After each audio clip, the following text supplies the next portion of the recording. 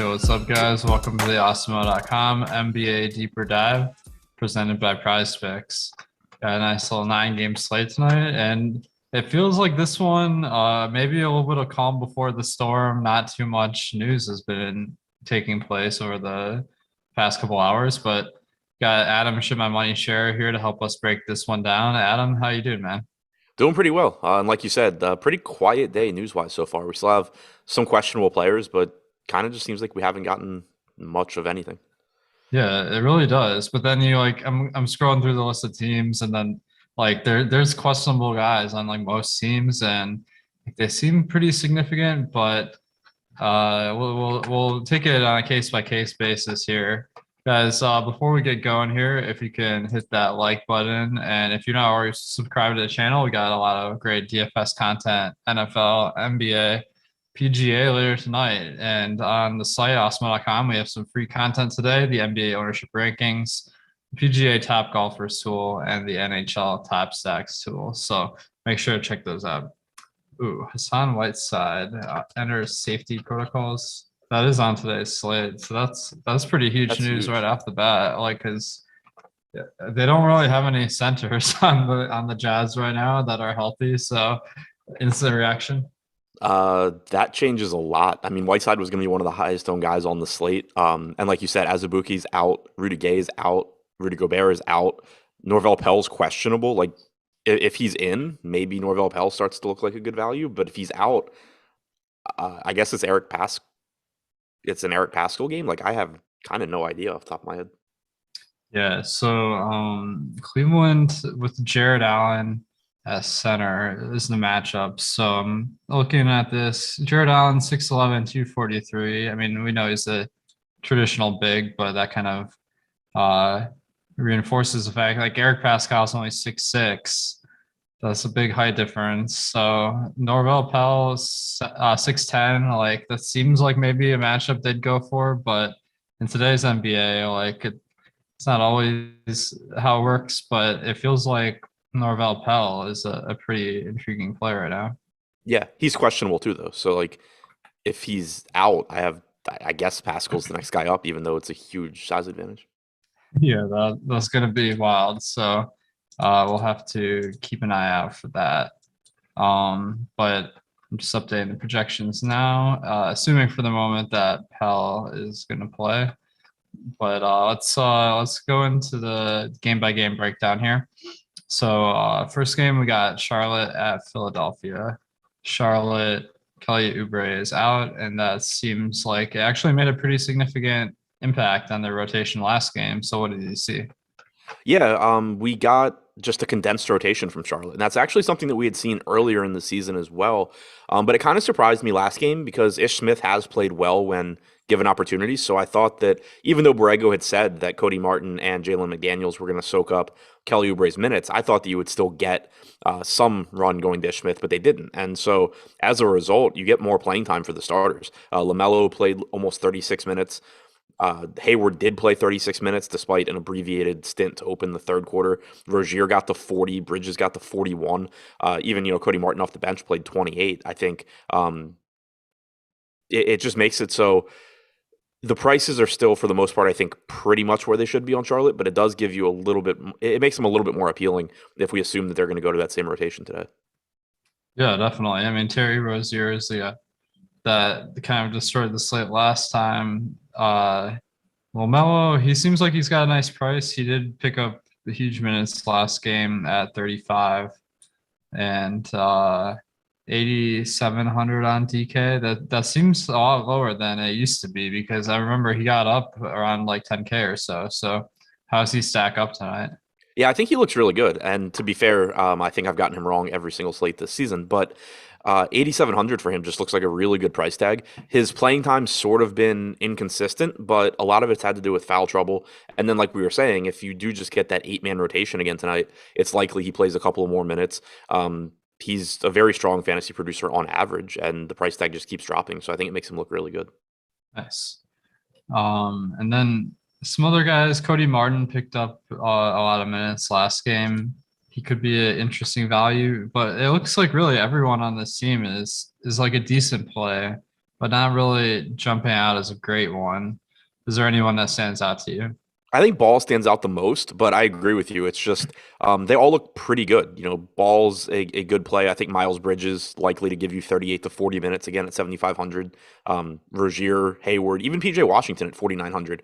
He had a pretty nice game last time out, played 27 minutes. He played a little bit alongside Mason Plumlee, which is good to see because it means that, potentially you could get like 24 minutes from Plumlee and Washington still gets 28 or something like that. So really all of Ball, Bridges, Rozier, Hayward, Washington, Martin are playable. I think I would say that Ball and Bridges are probably the top two for me.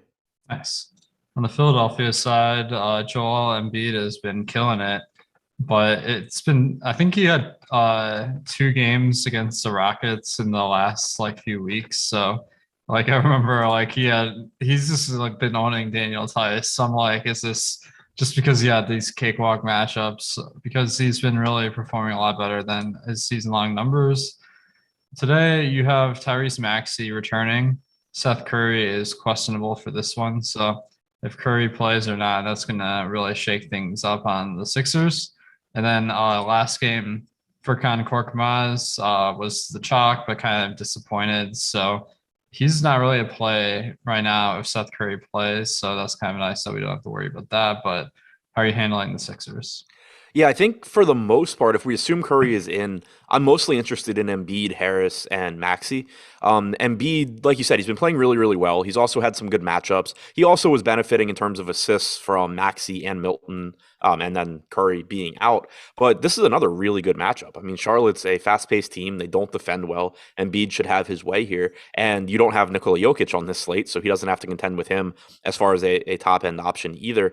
I think Embiid looks great as far as pay-up options go. I think Harris's salary is falling a bit to where he still looks reasonable. I mean, you can say what you want about him as a player. I know Lofty can't stand the guy as a Sixers fan, but he still offers, close right around one fantasy point per minute. He's likely to play 35 minutes or so. And then Tyrese Maxey is kind of interesting to me because I don't know how many minutes he's going to play in his return, but Shake Milton is out. Curry may or may not be available.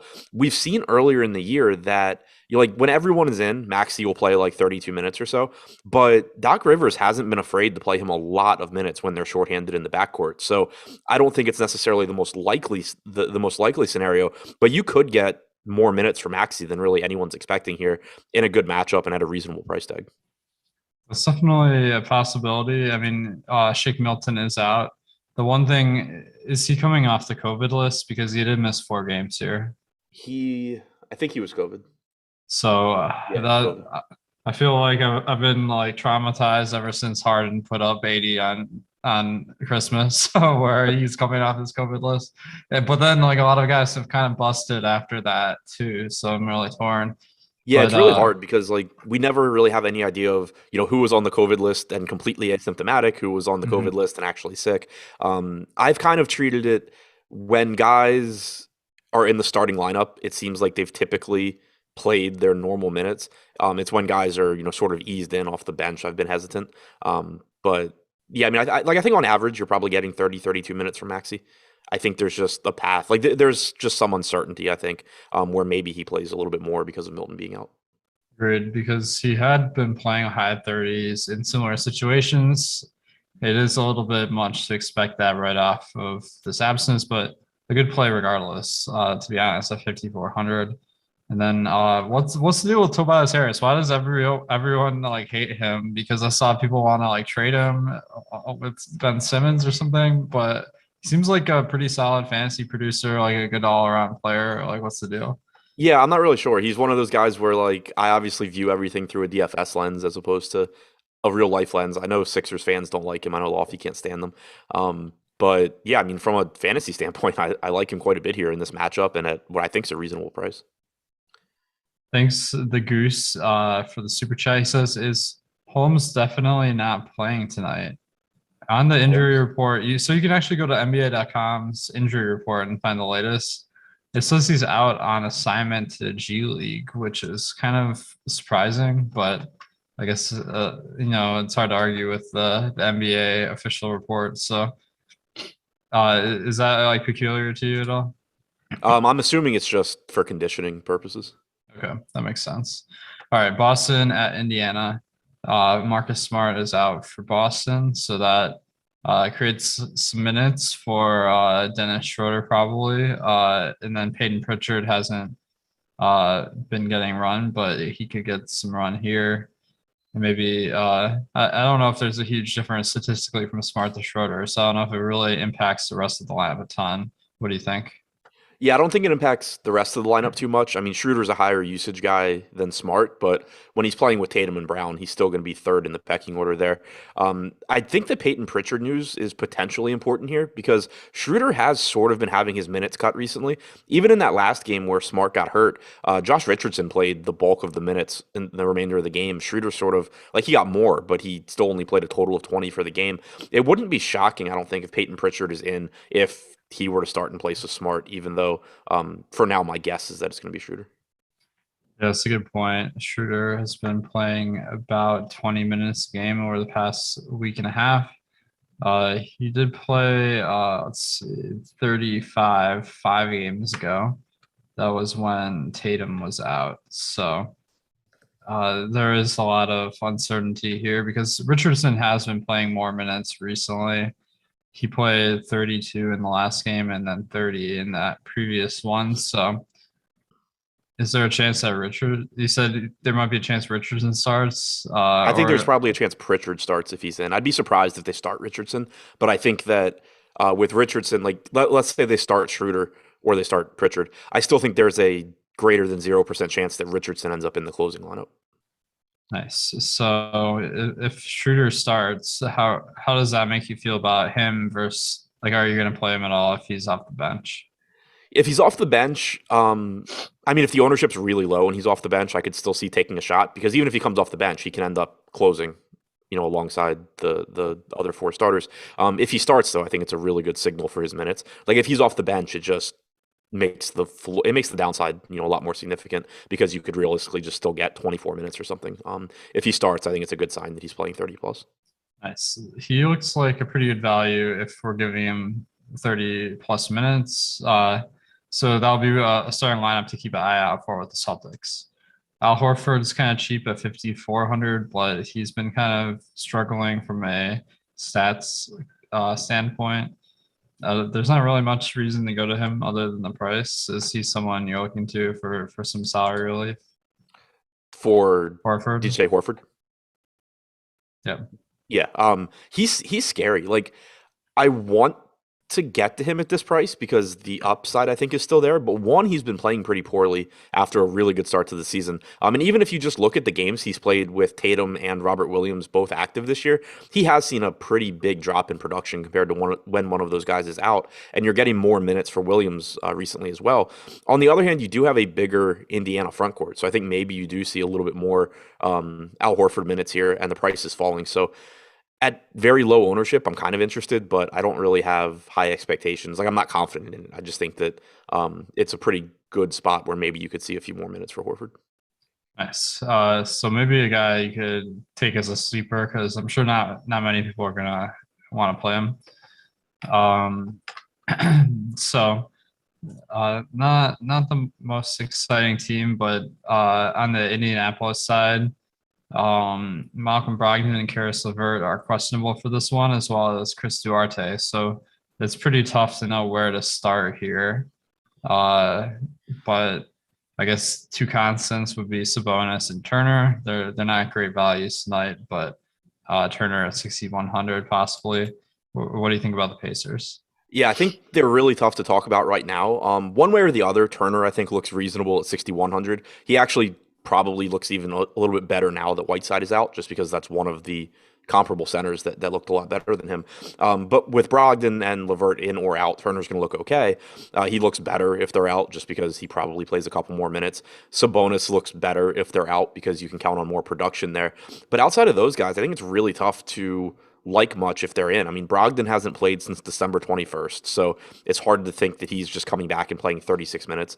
LeVert's at 8,600. Stevenson, Duarte, Sykes, Washington, they all have relatively small roles if Brogdon is in and LeVert is in.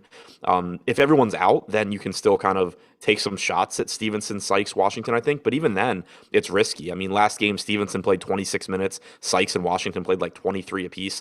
There's no guarantee at this point that any of them are playing enough minutes to really be good plays.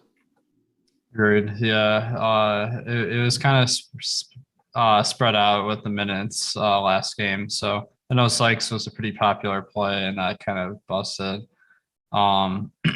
We'll circle back here if there's some more news later in the show. Otherwise, on Live Before Lock, I'm sure they'll talk about it.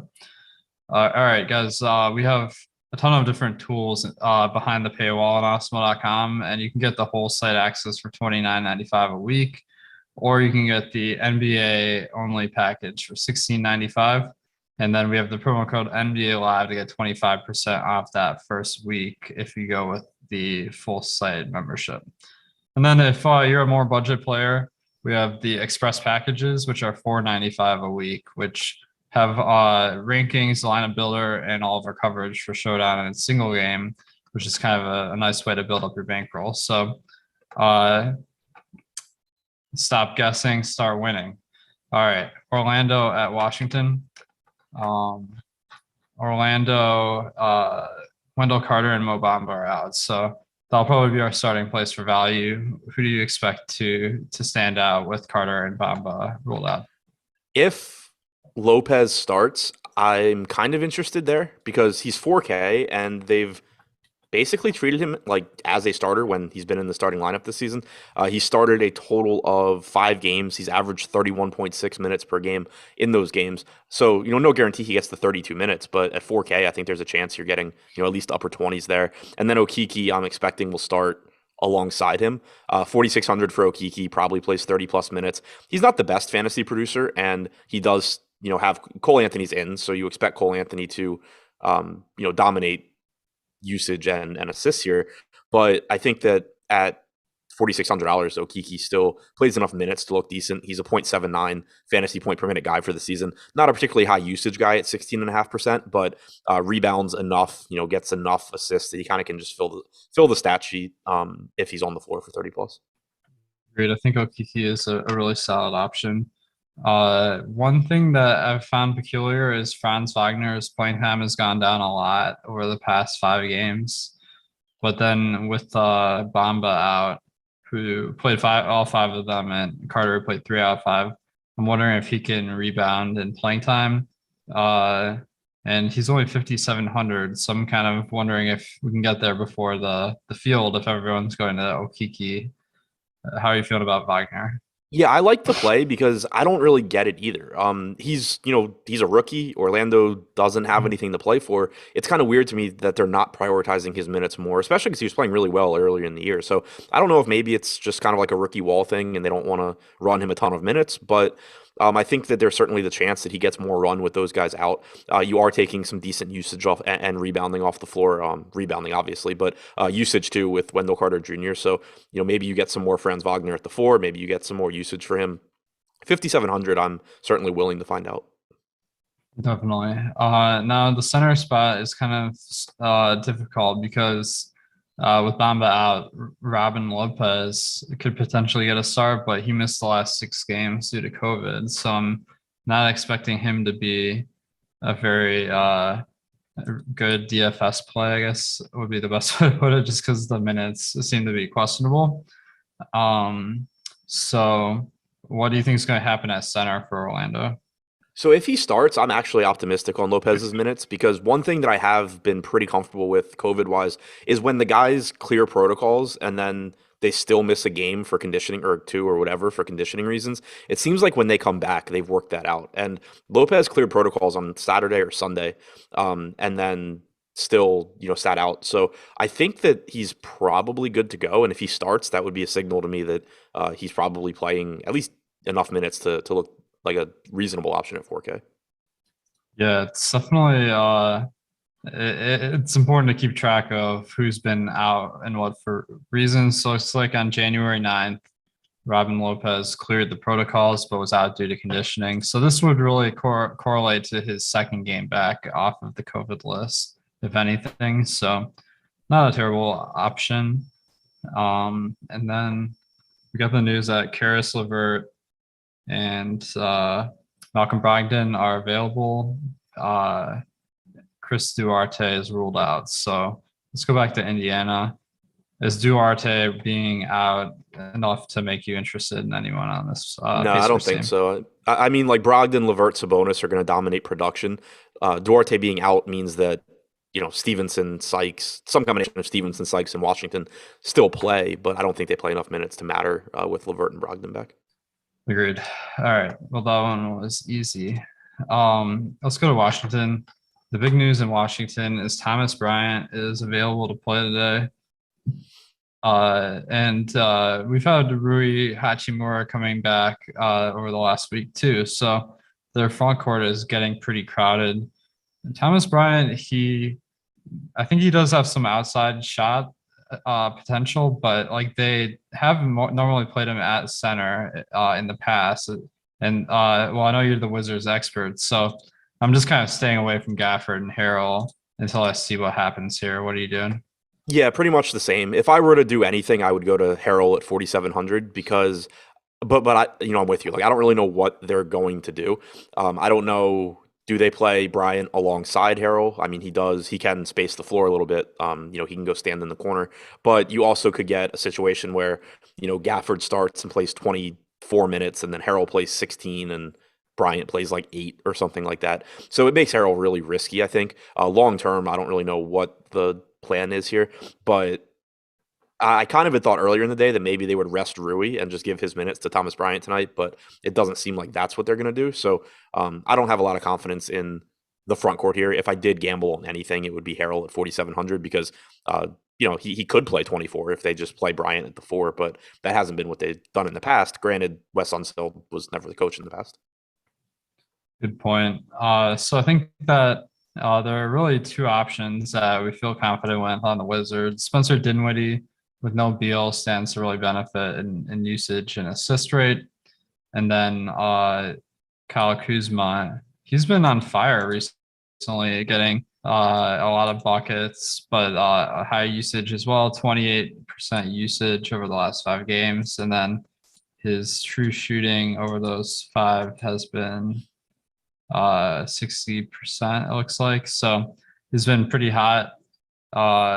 I'm kind of chalking that up to maybe getting a little bit of a hot streak more than what we can expect going forward. And I think the minutes will come down a little bit. So I'm kind of off him. So how do you stand on Dinwiddie and Kuzma? Yeah, so Dinwiddie I absolutely love. His salary hasn't really moved. He's 6K still on DraftKings. I had 100% last night. I expect I'll have a ton again tonight. It's a good matchup against Orlando. If you look at the total minutes he's played without Beal this year, he's at 1.18 DraftKings points per minute, 25% usage rate, 38% assist percentage. In the 7 games he's played without Beal, the entire games, he's averaged 1.39 DraftKings points per minute. Usage rate and assist percentages are even higher. So I mean, even if you just take the rates that he's had overall, he looks like a fantastic option. I assume he'll play 32, 33 minutes, second half of a back-to-back. It seems like they limited him a little bit last night. He played like 33 minutes as opposed to 35, 36.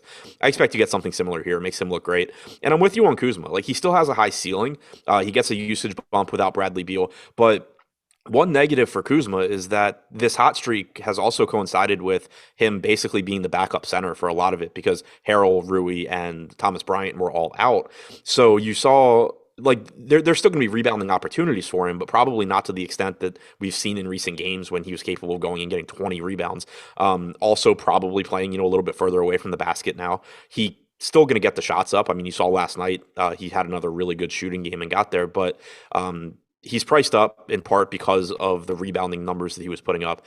Now you're getting basically a scoring dependent player at an elevated price tag. And the other thing is that people keep going there. I mean, like, we have him projected for 9% ownership tonight. Last night he got up to 20% on DraftKings at 8,400, which was absolutely shocking to me. Like, I had said that at low ownership, I thought he was still kind of decent because of upside. And YouTube chat was like arguing with me that he was a bad play, which, I didn't really disagree with. So to see him at 20% was kind of crazy. Like, people were really buying into what he's done recently. So high ceiling, but not really someone I want to be getting to it at ownership.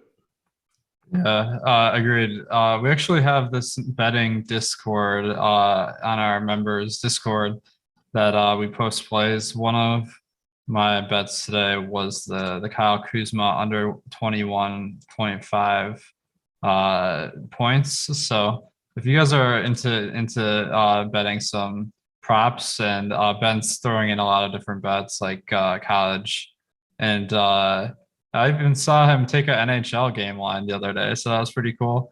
But we got some in there. All right. And then next game we got Dallas at New York.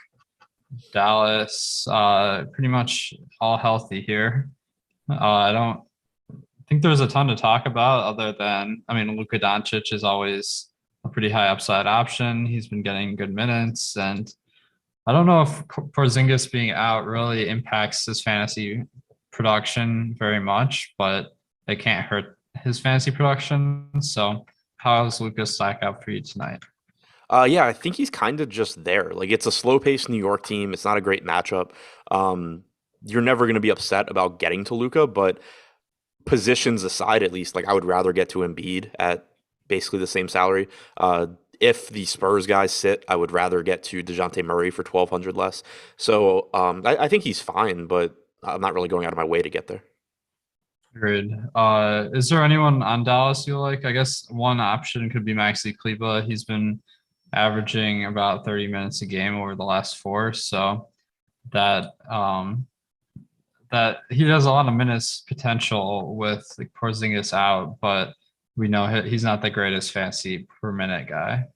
Yeah, I mean, 4,900 if you get to a little bit and assume he's going to play like 32 minutes or so, that's fine, but it doesn't look like any sort of priority for me. It's not really an appealing matchup. And then also, a lot of these guys are kind of priced for Luka to be out. Definitely. On the New York side, Kemba Walker is questionable for this one. Noel and Taj Gibson are both questionable, so I guess that could impact Mitchell Robinson if both were out, but not much we can really draw from that now. Alec Burks' price has gone up to 5,600, so if Kemba was out, he'd be a reasonable play, but nothing to really switch everything for. So what's your plan with the Knicks tonight? Yeah, so I mean, the Kemba news obviously matters. If he's in, and comes off the bench, I think you're probably still getting 30 minutes or so for Burks. If Kemba starts and Burks goes back to the bench, that obviously is a bad sign. If Kemba's out, you're probably getting 32 to 34 minutes at 5,600, which would look pretty nice. So he's a pretty big piece there. If Kemba's starting, I don't really like Barrett, Fournier, or Burks all that much. If Kemba's out, I think all three of those guys start to look better. Agreed. We had an interesting question in chat. From Monkey Mech. He said, Whiteside's out. Who's the best pickup? So I'm kind of wondering if we're talking some season-long NBA. I haven't played that in a while, but I guess Norval Powell maybe. But like I know in most leagues now you have to start someone for a whole week. So maybe this is a full fade. What do you think? Yeah, I mean, I don't think I've played season long NBA in like a decade, but my first thought is that probably nothing because Gobert should be back sooner than later, I think. And once he's back, none of this matters at all. Agreed. Yeah. So a little bit out of the season-long game. I need to get back into that. All right. Randall, Fournier, Barrett, any interest? If Kemba's out a little bit, I mean, Fournier's still 5K. He obviously is capable of getting hot. Barrett probably plays a lot of minutes if Kemba's out, but he's also 6,600. So overall, the only thing that I'm really interested, I'm interested in Julius Randle at 8,500, regardless of Kemba's status. I think that's a case where Randle's been struggling a little bit lately, and the price is sort of overcorrecting to that, so it makes him look good. And then if Kemba's out, I think Burks at 5,600 is my favorite guy there. One thing to keep an eye on, if Gibson and Noel were out, maybe you get some Randall at the 5, which opens more minutes for a $3,300 Obi Toppin, but I'm not confident enough in that I think I would really get to a lot anyway. Yeah, they do have Jericho Sims active too. So he has played a decent amount in a few games. So I think Robinson might get some more minutes. Sims would probably be in the rotation, but we could see some more Topin and Randall at the 5 for sure. All right, let's talk about Prize Picks. They're our sponsor today, and they have prop-based contests where you select between 2 to 5 different props from any number of different sports. You can get a free $100 bonus using the promo code Awesemo. And it's been nice to see Prize Picks really take off. I think a lot of people are pretty excited to play on there. And we have our NBA projections that help you make your decisions, including the Prize Picks NBA prop tool on our site. And to just sweeten the deal for you guys, you can get a free month of Awesemo Plus Platinum by signing up and making a deposit at Prize Picks. So 24 to 48 hours after that, you can get your free month via email. So that's a little bit of extra incentive to try out Prize Picks. Now, what props are you targeting tonight? So one that I think looks interesting is Mason Plumlee over 5.5 points. The reason I think it's kind of interesting is that you do have Joel Embiid on the other side here, so maybe you get an extra couple of minutes for Plumlee. Not that I think he plays a lot, but I think that you could get maybe 24 minutes, and 5.5 is certainly reasonable. And then also on the other side of that game, Tyrese Maxey, 14.5 points. I like the over there as well. Just because, like you and I had talked about, I think if he gets 32 minutes or so, the over is still where I would lean, but there's also a path to him playing more, I think. Nice. So yeah, I think Mason Plumlee we have for 6.7 points. So over 5.5 seems like a pretty good bet based on the projections. Good. Drew Eubanks is out. He wasn't really in the rotation anyway, but and then Tyrese Maxey is interesting. I'm going with Kuzma under 21.5 for the reasons we explained, and then Embiid under 30.5. I think that with Maxey coming back, his playmaking is going to be down a little bit. So a lot of fun trying Prize Picks, and make sure to get that promo Awesemo for $100 first match. All right, Miami at Atlanta. Miami, Jimmy Butler continues to be out. Besides that, you have Dwayne Deadman coming back today. Potentially, he's questionable. And then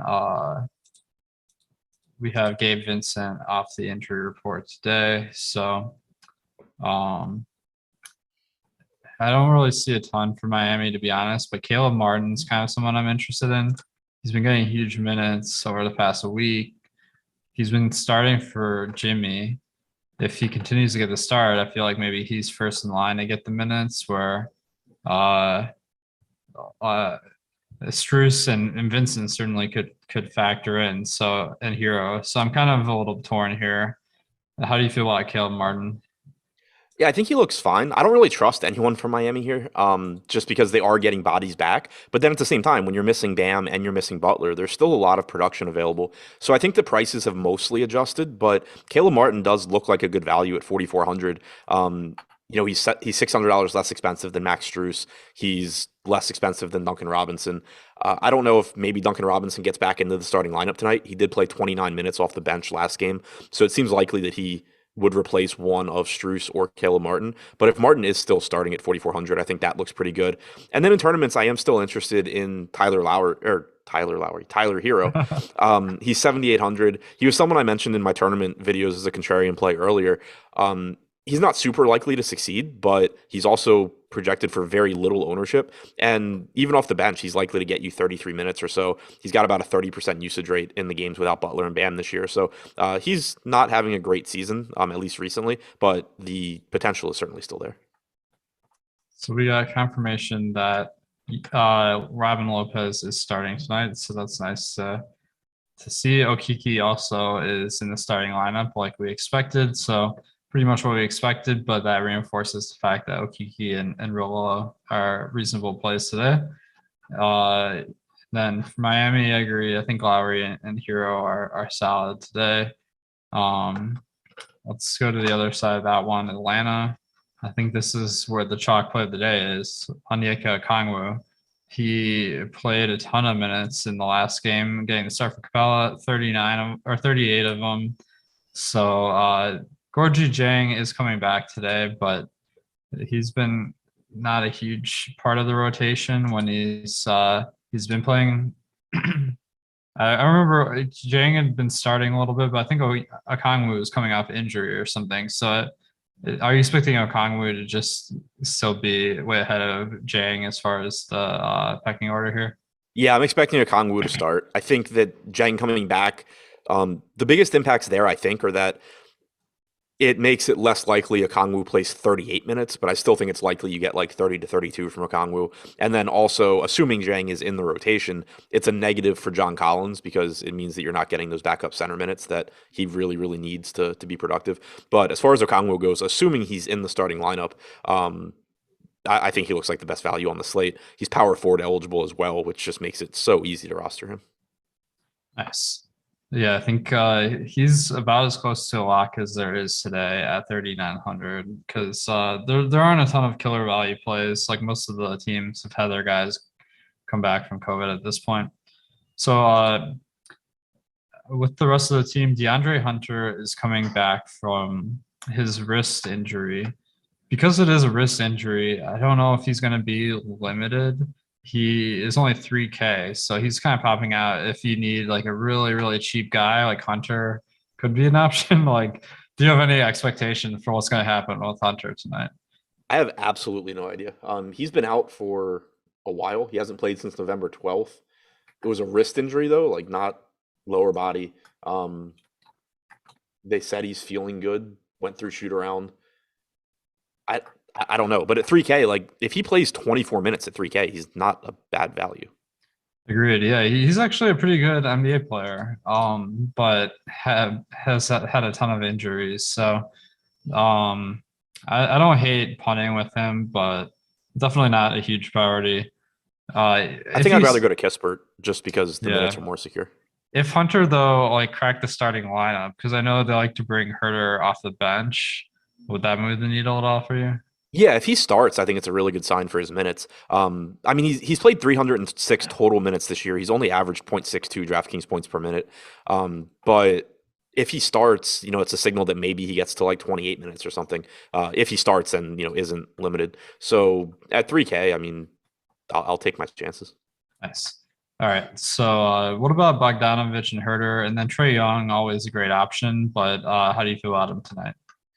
Yeah, I mean, I like Young in tournaments. He's not likely to get a whole lot of ownership. He's 10-3 on DraftKings. He doesn't have the same projection or ceiling as he did when John Collins was out because he just has absurd rates without Collins and Bogdanovic. But the ceiling is still there for sure. Miami's still banged up as well. And you're talking about someone that for the season has averaged 1.4 DraftKings points per minute, 35% usage rate, 44% assist percentage. Those are the kind of guys I like getting to when they're low owned because they can just absolutely win a slate for you. As far as Herder and Bogdanovic, I think they both look okay. Not prioritizing either one, but reasonable price tags, 5,600 for Bogdan, 4,900 for Herder. Doesn't stand out, but can get into some lineups. Awesome. All right, Rockets Spurs. I noticed today that Christian Wood is a really popular play on DraftKings at least. He's 6,900, and that really undersells him for his average performances this year.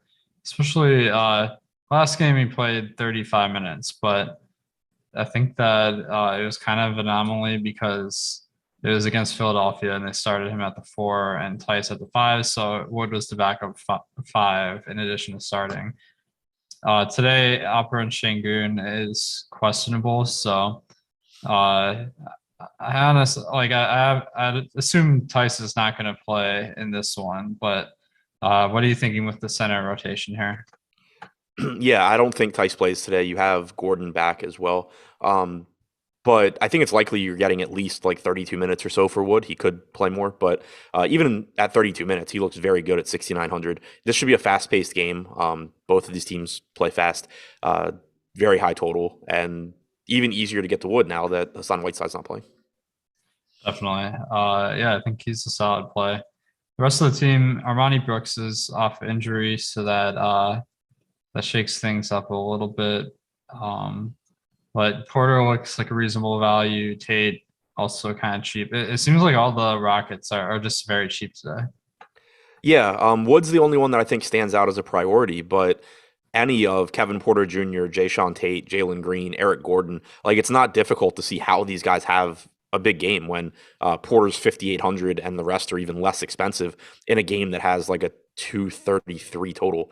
It's not hard to see how one of those guys pops off and gives you a really good game. So I like mixing those guys in. Wood's the one that I assume I'll be heaviest on, but mixing in those other guys looks pretty good as well. For the season, it's not like they're bad fantasy producers either. Tate's at 0.97, DraftKings points per minute. Gordon's at 0.81, Green's at 0.78, Porter's at 0.96. If those guys get 32 minutes or so in this matchup, they all have plenty of upside.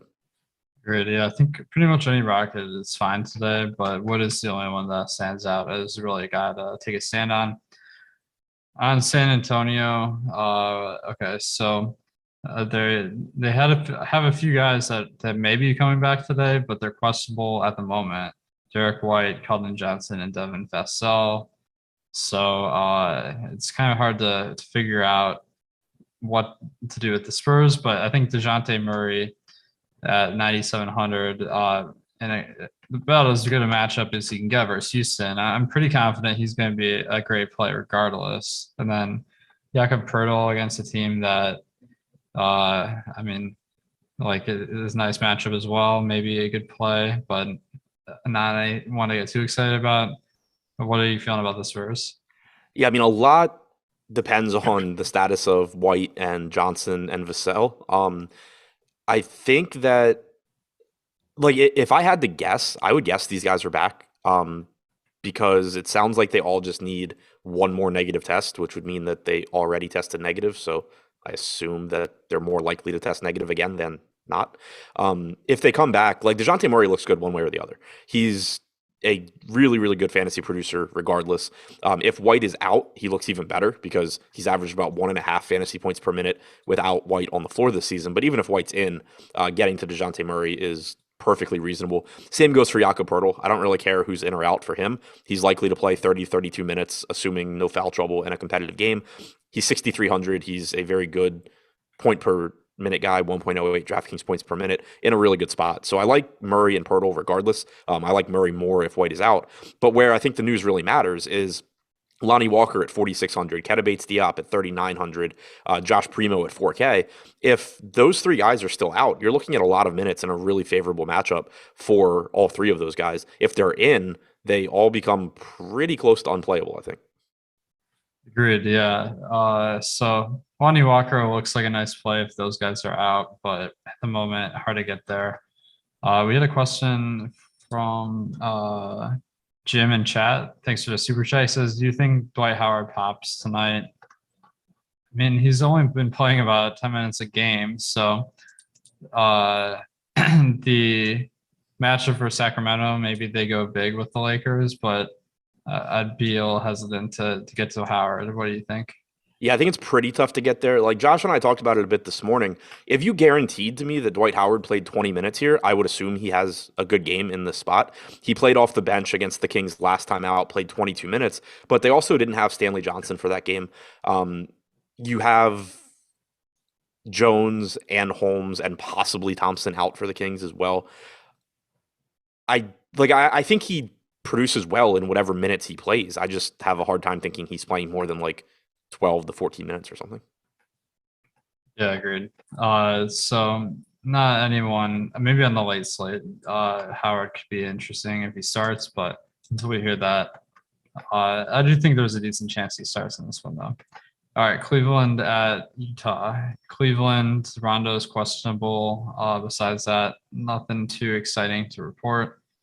And as a result, I'm not seeing a ton of value on the Cleveland side, but what do you think?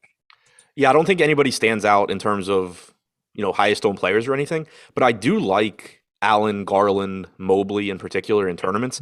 Allen and Mobley should just get a million rebounds tonight. Like every missed shot should land in one of their hands, especially if Norvell Pell's out. But even if he's in, I mean, you're getting just an undersized Utah front court, and their defense should be hurt as well. I mean, not that Whiteside's a great defender or anything, but he at least offers some rim protection. Rudy Gobert obviously is the key to their defense. Darius Garland's only 8,100. You're still getting him without Sexton and without Rubio, which increases his usage percentage, makes him a really high upside play. So I think that any of Allen, Garland, Mobley are pretty strong tournament plays. Nice. Yeah, the matchup versus a team in Utah that's pretty weak at the front court could be a good one. And then if Rondo is out, do you think that makes a difference for Garland? Like maybe he could see some big run. I think it could. They've been playing alongside each other a little bit as well. Like Garland played 34 minutes last game anyway. I think prior to that, he had played like 32 and 38. It certainly wouldn't be bad for Garland. Like, I think that it would make, I don't think that you take his minutes projection from like 34 or 35 and just immediately make it 38 if Rondo's out, but it does increase the chances of him getting 38.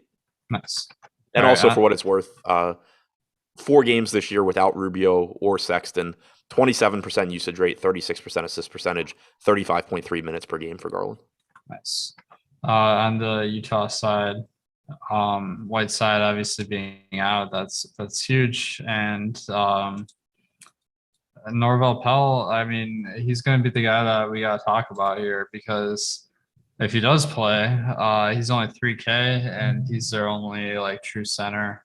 So how are you going to game plan for if Pell plays versus if he doesn't?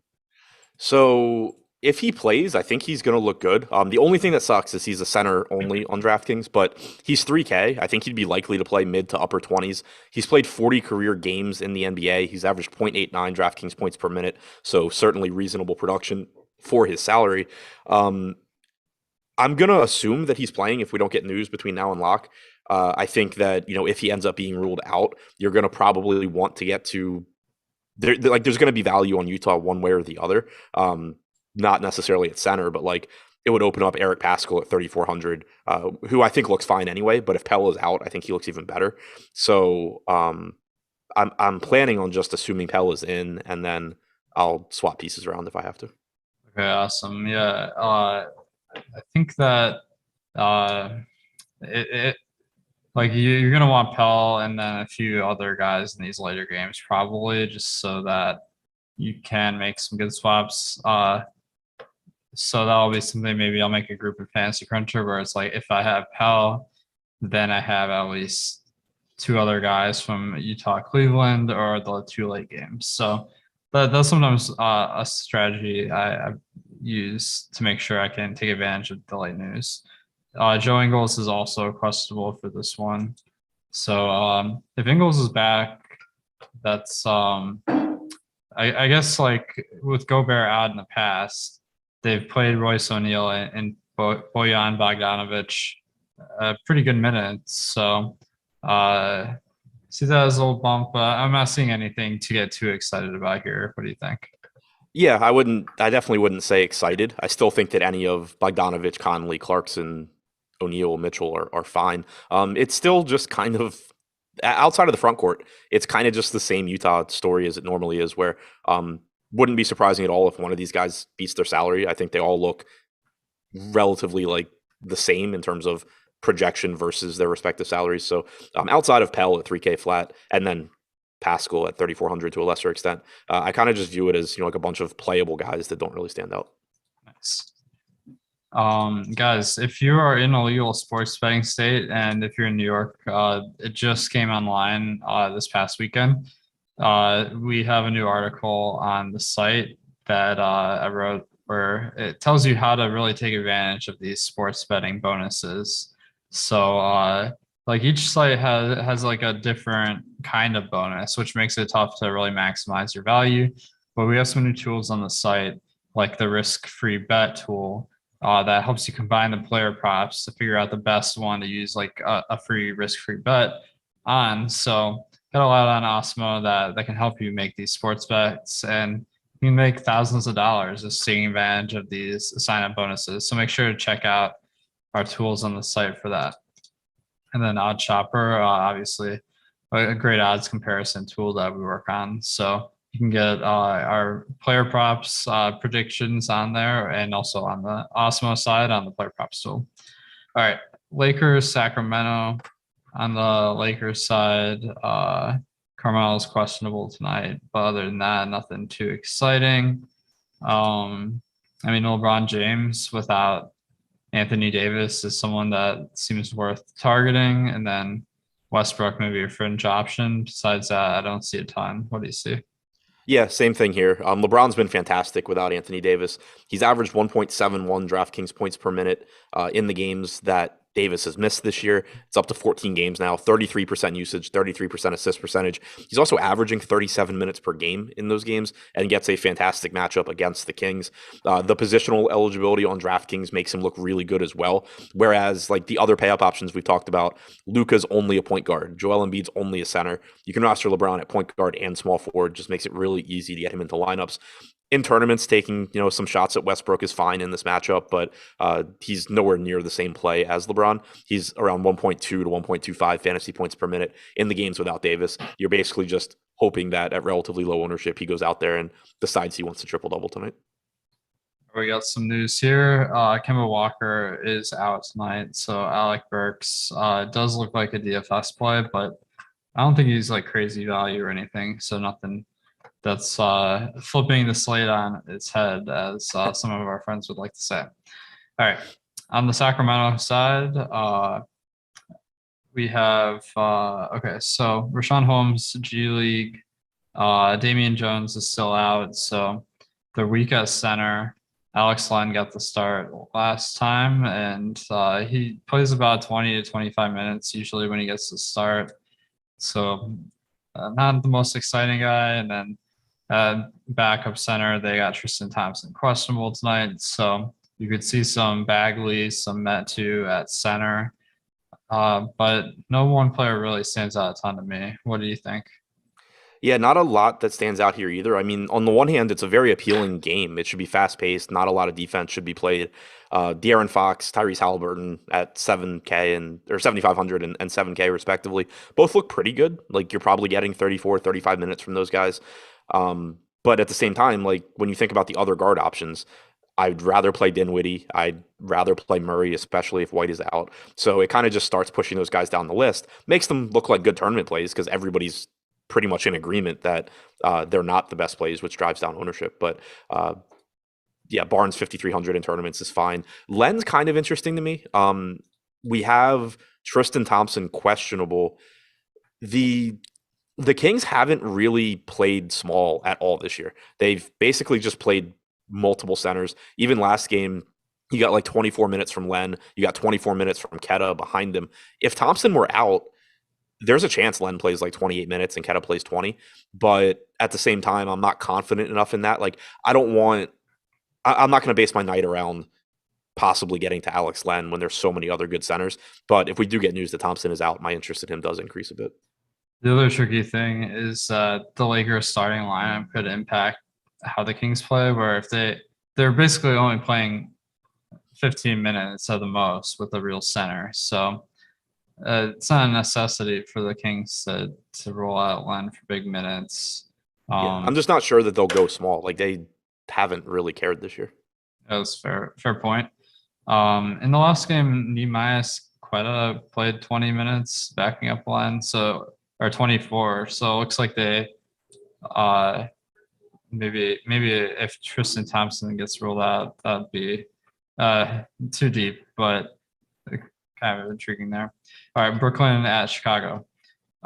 Brooklyn, Kyrie and Harden are questionable tonight, but they did participate in shoot around, and Harden, I remember the other day they said he'd play today.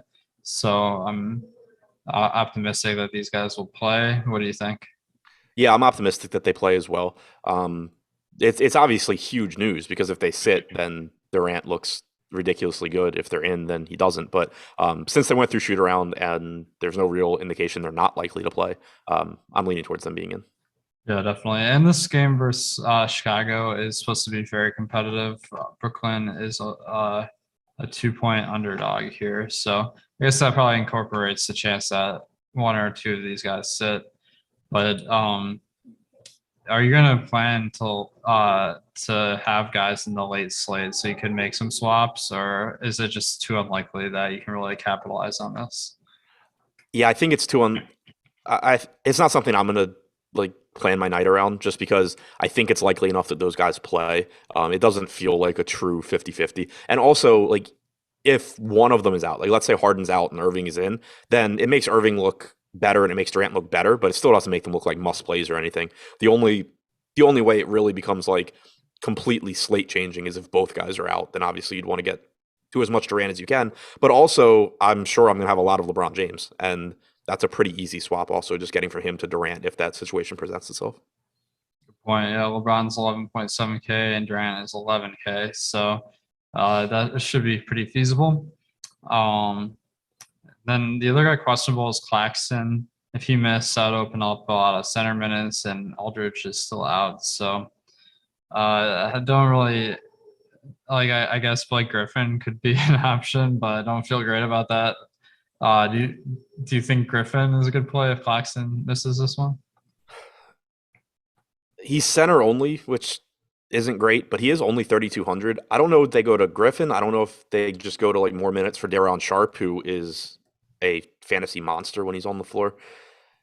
Last game, Griffin played a total of 11 minutes. Sharp played 24. He played the entire second quarter and the entire fourth quarter.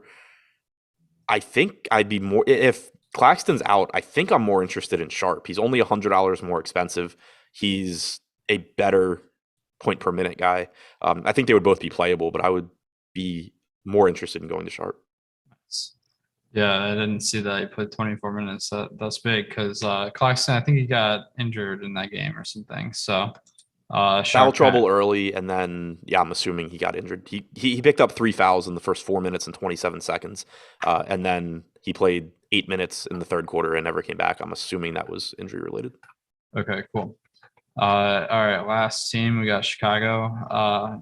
Alex Caruso. It looked like he might come back today, but unfortunately not the case. So I guess one of the value plays tonight, Derek Jones, could be starting, but hasn't been a very productive position. In the last game, he didn't play very many minutes either. So who do you think that fifth starter will be, and does anyone stand out to you on the Bulls? Yeah, I'm assuming that the fifth starter is Jones, but I don't think it matters that much for DFS. Like you said, he played 13 minutes last game. You're getting, Dosunmu playing mid-20s as well. Troy Brown's in the rotation still. So I'm not too worried about that spot in general. I think the Bulls are basically just like a tournament team to me. They're another one of these teams where none of the main pieces stand out as priorities in the sense that they're the best play at their position or at their price point.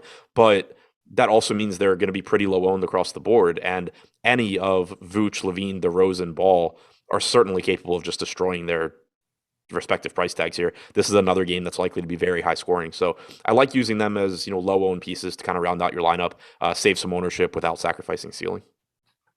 Yeah, I think DeRozan is the one that's popping the most in our projections at 8,400, more than 5x value. So hasn't been getting quite as many minutes as we'd like over the past 5, but he stands out. Ball looks like a decent option. So some nice plays on the Bulls.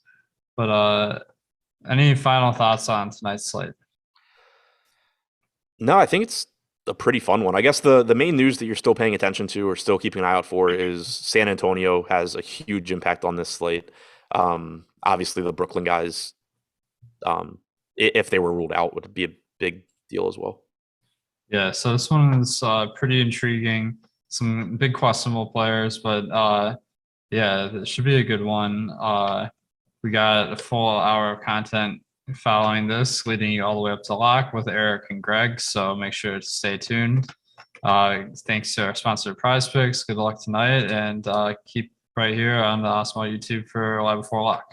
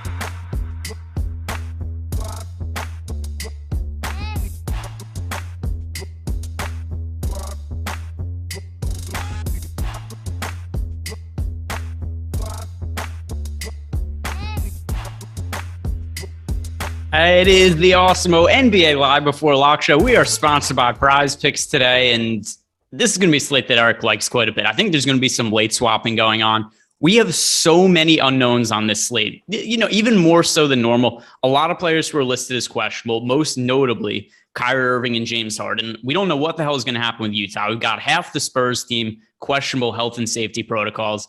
Eric, how excited are you for a late swap slate? Oh, I mean, this is like the stuff legend is made of. Like this is exactly what we're here for. Eric, want to lose your money, Lindquist? What? I didn't like one Toscano Anderson yesterday. What are you doing to me? That's pretty mean right off the bat. You guys are all ridiculous. But hey, let's party. Juan Toscano Anderson, I think he's the worst play I've ever recommended. And it just the way, because just everything broke down, went really poor. And the funny thing that ended up happening was I didn't even end up having a bad slate for reasons totally out of my control, because I had a lot of exposure to Will Barton, and then he gets ruled out. And I'm like, oh shit, I just don't have guys to swap to. So I just ended on a lot of Amir Coffey, not even because I thought Coffey was a good play. It was just I need to swap to guys who are playing, and there weren't that many guys. And then Amir Coffey goes out and scores a ton of fantasy points, so I just broke even for the night. I had no business being anywhere near getting any money back today because of my friend JTA, but so be it. You get lucky sometimes. Life. This slate, though, it's beautiful. I mean, it is. I don't even know where to start with some of this stuff. My assumption is, and I'm kind of curious what your take is with this. I think the Nets guys both play. Kyrie Irving and James Harden both went through shoot around today. Obviously, if they're out, Kevin Durant's a really strong play. I've set up my lineups in such a way where I have the ability to late swap. But which are the injury situations that are most important to you today? We just got it literally as you're talking about certain things. Like I thought there's a lot of places that we kind of want to be targeting. Omer Yurtseven was going to be a big tournament stand for me if Deadman ended up out. Well, now he's available to play. And now we're looking at a center spot that's just going to be super, super chalky. Of course, the biggest piece I think we have on the slate period is just making sure that Norvel Pelle is either in or that he's out, because there's just so much that I'm going to do with those lineups, with those savings that I can go to by rostering Norvel Pelle. And I know it's not comfortable by any means. It's not like a Rudy Gobert, or it's not a Hassan Whiteside that's just like plug and play type value that we've had the last couple slates. But, Norvel Pelle is 3K. And, in the same way that you might have said Juan Toscano Anderson, 3K is 3K. That's the way that I feel about Norvel Pelle here. At least like with this cat, I mean, there's just so many things that it's just like plug and play value here this time around, because there's nobody else they can really play. Eric Pascal is very, very undersized, and I'm assuming he would be the guy who ends up having to play some 5 in the event that everybody's out here. But like, it is such a ridiculous lineup that you're going to be looking at going up against Cleveland. You got to like some of these Cleveland guys on the other side. And somehow Utah's favored in this game, and that's just speaking to some of the studs that they have there in the backcourt. But like, Norvel Pelle, that is the big piece of news that we're waiting on. I'm just going to be front loading my lineups and having routes where I can pivot out of it. It's not comfortable. If you don't get Pelle in, you're going to be playing some terrible, terrible stuff. But I think it's worth the risk. So I'm going to talk about it in a sec. First, shout out to Adam Palmer, who left us a super chat. He said, thanks for the Ingram, Harden, Jackson picks. Bay and Cade cost him for sure, but he got 313 and beat the points for 310. He said it was a dramatic ending. So good on you for making some bucks last night. Yeah. But I'm going to talk about why I'm not too concerned about the Like I have exposure to Norvel Pelle right now. He's in my player pool. I have no clue what Utah is going to do with their big man rotation. Rudy Gobert's out. Malik Fitz is out. Elijah Hughes is out. Udoka Azubuike's out. Hassan Whiteside's out. Rudy Gay's out. Jared Butler's out. Very, very thin team. I don't know what they're going to do with the center minutes. It's definitely going to be dictated by what they do with the starting lineup. Now, with that said, I have currently set up my lineups assuming that the Spurs guys are out, and I have all kinds of flexibility to make some kind of swaps. We've got with the San Antonio Spurs currently Derek White, Devin Vassell, and Keldon Johnson are all listed as questionable. Trey Jones, Drew Eubanks, Doug McDermott listed out. I do not think that White, Vassell, or Keldon Johnson are playing. So with that in mind, I just have a lot of guys from the Spurs that are in my lineups as placeholders that I'm ready to make some pivots and swaps. I've got a lot of Norvel Pelle in there. I'm getting a lot of exposure to the late games. I kind of don't even know who I'm going to end up rostering today. I know who's in my lineups right now, but then I'm just going to be making a whole bunch of changes, and I'm almost going to be playing this like it's a 4-game slate with some exposure to the early guys, if that kind of follows. Absolutely bonkers call. What's absolutely bonkers call? What did I do that was a bonkers call? I'm very confused. I don't know. Who cares? All I know is that I love what Greg Ehrenberg's saying. You should be listening to him. I love talking about late swap because it's the most profitable thing that you can possibly do for your lineups most of the time. You got like a 12% starting Amir Coffey yesterday. You get things like that are just such gigantic pieces of news that kind of change the slate. Do you think they're always going to go for 40? No, but what happens is that they're underowned as opposed to what you would believe that would be if you had this news at lock, because people, for whatever reasons, just don't like adjusting their lineups. And it's just part of the game now playing DFS. So accept it, move on from it. I'm with you. I have a lot of Spurs, Norvel Pelle, getting to some Utah there. Got a lot of late night hammers that if you had to pivot and make things work with this Brooklyn news, if things fall awry, you still have LeBron and Russell Westbrook, you can mix and match salaries. It shouldn't be too hard, but back loading your lineups as opposed to front loading them, definitely the way to go tonight. Yeah, and by the way, I think what people are talking about is the bonkers call, is the Norvel Pell thing. Here is why it isn't. These are the available, and we'll go position by position in a second, but I kind of want to give an overview of the injury situation because that's really what's going to dictate this slate and what we're going to be talking about throughout the show. And I assume there's going to be players that get ruled out, ruled in. They'll have to be reacting to as usual, not just over the next hour, but also for the 30-minute prize pick show that you and I do afterwards. But we've got, so Norvel Pell and Joe Ingles are questionable for the Utah Jazz. And we just listed all of the players that are out. These are the available big men, the big men that we know for sure are playing for the Utah Jazz today. Eric Pascal, end of list. That's it. That's and he's 6'6", by the way. The man is 6'5". He's 6'6". And they're playing the Cleveland Cavaliers, who are one of the bigger teams in the NBA, going up against Kevin Love, Evan Mobley, Jared Allen. So you just kind of try to project out the Jazz rotation. And I don't know what the hell they're going to do today with no Gobert, with no Azubuike, with no Hassan Whiteside, no Rudy Gay. These are the guys who have played basically all of the center minutes for them. So that's why Norvel Pell ends up becoming a talking point today. Hopefully we'll know more before too long about who's actually in or out for the Utah Jazz. Anything that are just overarching talking points you want to hit on, or should we start going position by position? Yeah, I think we should go position by position simply because I think we've made it pretty known that backloading. Why do I keep saying back ending? That doesn't make any sense. Backloading your lineups as opposed to front loading them is the way to go here on a slate like this, simply because news is going to be changing your lineups throughout the night. You should be ready to rock. By the way, Norvel Pell, not that he's some incredible fantasy point per minute player over the course of the last 2 years, 0.76 DraftKings points per minute. It's just simply that I would project him for a boatload of minutes should he play in this spot. We have him in for 24 and a half. Also, a lot of those minutes that he's been playing, you'd be side by side, a lot of studs in some spots or playing garbage time. There isn't enough of sample size. He's 3K flat. He's 3,500 on FanDuel. It just makes all the sense in the world to get to him in the event that he's good to go. There's just nobody else that would be able to handle anybody in this front court here for Cleveland. And even Pell won't be able to handle them, but at least he's got some size to maybe neutralize it a little bit. Yeah, and for people asking about the ownership versus ownership rankings are free today over on Awesemo.com. For the actual ownership projections, Norvel Pell is projected for 23% ownership on FanDuel, only 14% on DK. That's a little surprising to me that he's not more popular. I guess that's because of the questionable tag, but at the same time, 3,500 projected for over 20% ownership on FanDuel. So that does seem a little bit wonky to me in terms of what the field is doing. But let's go position by position. And starting with the guards, we have to start by talking about Spencer Dinwiddie. I was on him pretty heavily yesterday. Not that that was any kind of crazy take. Everybody was on Spencer Dinwiddie pretty heavily yesterday. If there's anything that's going to be a knock against him, it's just that it's the tail end of a back-to-back. We haven't seen Spencer Dinwiddie play in many back-to-backs this year, but Bradley Beal is out. We know that basically all of the rates go way up for Dinwiddie in games without Beal. Any hesitancy to getting to a lot of Dinwiddie today, considering it's a back-to-back, or just fire him at will? See, I think that this is different simply because you have more games. Like we have 9 games as opposed to 6. That gives you more options and pivots that can kind of make things happen for you. I think on FanDuel, it is 7,100 number. I'm definitely going to be underneath the field on that. I was yesterday as well, where I just said it yesterday on DK, just have like 100% of him and jam him. And that's exactly what we did.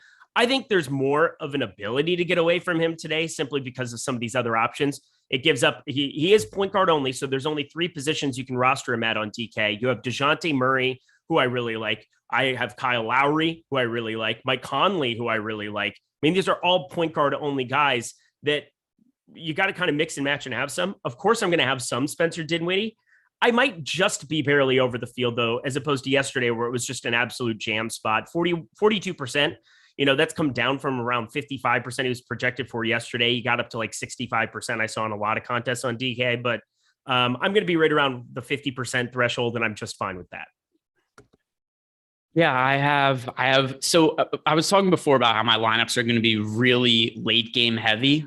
Spencer Dinwiddie is one of the only players right now that I'm prioritizing from the early set of games. So he's somebody who I think, because there's no situation where I'm going to look back, even if he fails, I'm not going to look back and be like, oh, I shouldn't have projected Dinwiddie well. Like no matter what, Dinwiddie's going to project well for me. I think he makes sense from the early games. He's one of the rare players that I'm okay with having in my core from the early set of games. We've got some super chats here to hit on. First from, there's a lot of them here. I hope I didn't miss any, but scrolling down. Oh, here it is. All right. Adam Palmer, another super chat from Adam Palmer. Thank you. K-Cock is good if Keldon is out. Not for me. I'm already assuming Keldon Johnson is out in my projections right now. It's hard for me to give K-Cock very big minutes. And even if you're just going to look at what happened last game with the Spurs and be like, oh, look, he played 23 minutes and scored 24 fantasy points. Number one, that's not the best outcome in the world for this particular slate with this many games. Number two, the only reason he played 23 minutes was not just because those guys were out for the Spurs, but also the game was not competitive. The final score ended up being 111-96. The Knicks were up by like 27 or something like that at one point. Even with Keldon Johnson out, I don't think K-Cock is that likely to hit over 20 real life minutes. Is he somebody you envision yourself getting to? Well, look at the matchup too. I don't think they need to use him a whole heck of a lot. I mean, Christian Wood, Şengün, if he does give it a go, Daniel Tice obviously would be the guy who gets those minutes in the event that Şengün doesn't play. But it's not exactly your traditional front court on the other side. I mean, it's definitely going to be Pirtle or bust for me from that side. K-Cock, not really a play for me on this slate. I understand, with Landale out, or Landale, if he ends up firing it up, I mean, he's going to be in, I would assume. I don't see any reason to try to take that shot. No, there's going to be a whole lot of value plays that open up, and I don't really envision a scenario where he's going to be one of them. If he unexpectedly starts, which he's not going to, okay, but that's not going to be the case. The losers win again. Is Sharp in play if Claxton is out over Pell? So there's a lot of scenarios here, right? We don't know if Pell is going to be in. We don't know if Claxton's going to be in. And then even if Claxton is out, I still don't think Sharp is going to be a high priority play for me. And I don't think Pell is going to be that popular based on our current ownership projections. I would maybe be looking for pivots off of Pell if he was projected for 40 or 50% ownership. But considering he's questionable and is only projected for 14% ownership on DK at the Flatman, on FanDuel, he's projected for a little over 20% ownership. I'm not looking at Day'Ron Sharp as a pivot off of him. Do you feel any differently? I look at him as another center you can have in your pool is the right way I look at it. I'm on the other side from you. I think that if you do have a scenario with no Claxton, this dude produces at a 1.25 fantasy point per minute rate. You'd have to see those numbers go up. Like, I don't think Paul Millsap shows up in any capacity. I mean, Day'Ron Sharp is really, really good when he gets minutes. It's just that he never, ever gets minutes. But seeing 24, I know it was from Claxton getting dinged up, but I'm going to just slot him in for 24 minutes there. Just doing the quick math on that, 1.25 on 22 minutes even, I would get to a lot of him at 3,300. Now, obviously, you got to figure out how your lineups are doing well ahead of time. And in the event that you don't have Pell, I think having $300 extra, finding mix and match possibilities to get to him isn't the craziest thing. So I do like the losers win against question there because it's kind of a guy who's really, really sneaky. Ironically enough, though, Ryan and I both brought him up on the Slate Starter Pod last night. Seems like a guy that if you get to this late night hammer and you need some maneuverability, landing on him isn't the worst thing as long as Claxton's out. Yeah, and that's the key here also is right. Claxton going to be out? And then who do the Nets start? Because let's say the Nets end up starting Paul Millsap. That's just another guy who has to get minutes. And then you assume, all right, there's going to be Griffin, there's going to be Sharp, and then it kind of gets spread out. But yeah, I think that he wouldn't be a high priority play. If you get exposure to him in a scenario where there's no Claxton, fine. But it doesn't mean I wouldn't like Pell either. I think that both of them would still be in play. Clown in 01, super chat from him. Appreciate you. You guys have great insight and give mostly great advice. Not me last night. Rarely once in a while it's a bust like me last night. Love Greg shit talking to the trolls and watching Eric sweat with all the news info last minute. LOL. Thanks. Appreciate you. And thanks for watching, Clown. Much love. Another super chat here from Bruce Booth. He asked, what do you think of Josh Green? Never noticed him. So just if you never noticed him, how did you notice him? Like, how do you even know to ask about him if you never noticed him before? Other takes on Josh Green. I don't think he's going to play a massive amount of minutes today. He's had some good games as of late, but it's in limited minutes, which makes it really hard for me to project him well. Last two games, 25 minutes. That was in a blowout situation. He scores 30 DraftKings points. Game after that against the Bulls, also a game that wasn't super competitive. He played 22 minutes. Realistically, I think you're looking at like 18 to 22 minutes from Josh Green. His numbers overall for the season, he's scoring 9.52 DraftKings points in 11.7 minutes. Really hard for me to project him for over 20 fantasy points. With all the value on the slate, not somebody in my player pool. How about you? Have you noticed Josh Green? I noticed him, and I noticed that he's not in my player pool. Yeah, that is that. I've come to a similar realization about. Yeah, about here's the thing. Look at all these guys that they can play out there for any sort of minutes. I mean, it's that same position. You have Reggie Bullock, you have Sterling Brown, you have Josh Green, you have, of course, the main guys being Tim Hardaway Jr., Jalen Brunson that are in the mix. They're playing their low 30s, high 20s minutes. So like, there's just really no reason to even remotely think about that shot. Yeah, and it's another thing too about this slate is we don't have to dig that deep. Yep. There's going to be a ton of really good late swap options that are going to be really good points per dollar plays. We don't need to be looking for guys at the end of the bench who it's like, oh, maybe this guy plays 20 minutes and scores 20 DraftKings points. Those guys are kind of crap for this slate. It's just unnecessary. Super chat from Sean Raza. Is Royce O'Neal playing big minutes and a good FanDuel tourney option? I think there's a pretty good chance he plays big minutes today. We went over the injury situation for the Jazz before, and we could see Royce O'Neal play center minutes today. Is that ideal going up against Jared Allen? Absolutely not, but I don't know what other choice the Jazz have. So particularly if Norvel Pelle is ruled out, we're going to see some really wonky things in the front court from them. So yeah, I'd certainly like Royce O'Neal as a tournament option. Do you think we see some center minutes out of him today? Yeah, we saw that in the closing lineup against Denver when they went out and won that game. Royce O'Neal closed at the 5, which was not your normal route for playing against Nikola Jokic, that's for sure. But he's definitely somebody that's going to play that 36. I mean, we haven't projected 32 and a half minutes, and I think our minutes projections are phenomenal. I'm erring a little bit higher on that. They're still favored in this basketball game, and he hasn't played fewer than 35 minutes in the last 3 here absent, and that was alongside Hassan Whiteside. So I think there are a lot of paths that he plays more minutes. So we're going to be paying attention to that news very, very closely. Of course, Bogdanovic, somebody that was out for those 2, 3. Yeah, it was like the 5th to the 8th. He had one game in between there where he didn't show up. But like there's some Pascal that's going to exist in our lives that we're going to have to think about if we don't have Pelle. But as it stands right now, 4,400, not a priority by any means, but somebody that I think you can sprinkle into lineups. Talking about just the sports betting angle for a second, do you find it weird that the Jazz are still fairly substantial favorites over a solid Cavaliers team at this point? I mean, I bet it. I absolutely bet Cleveland. I don't see any reason that you wouldn't. It is absurd to me. I don't know what it is that we're looking at here that, I mean, obviously there's no Rubio and this whole situation with Rondo, maybe I don't know what it is that could possibly have Cleveland being underdogs. I know it's in Utah, but it's just absurd to me that they're favored in this game. It's not absurd to me they're favored. I just think the spread's a little wide. I do think to me though, I think it's weird that people are like, oh my God, Whiteside's out. Like Whiteside sucks. What nobody wanted Whiteside in the offseason. So Whiteside being out in itself is not a reason for me to go like, oh my God, I need Cleveland exposure. But the idea that Gobert's out and then all these other pieces are out, Rudy Gay, Udoka Azubuike, overall, it's just the lack of depth they have on this team that I think could be problematic for I think the Cavaliers should at least keep that close here. We've got a super chat from Malukar. You could put in Kaycock, Wood, 2 balls, and Herder tonight. I don't know where Herder fits into that. I don't know what you're into, Malukar, but that's a little much to include Herder in that lineup too. I don't know where I hardly even know her. Yeah, exactly. What's the I don't know. I have nothing. If I had a really good joke for this, I would have pulled up one of those things that I was putting on before we started of the video filters, but please don't, for the love of God. I've done some ridiculous shit on this show, but if you do it, I swear, I'll never let you hear the end of it. All right. I have an idea for a bit later, but I need to find like a really good GPP play. And then I could do it. Ben Anthony, super chat. Clarkson will start at the 5. The path is clear.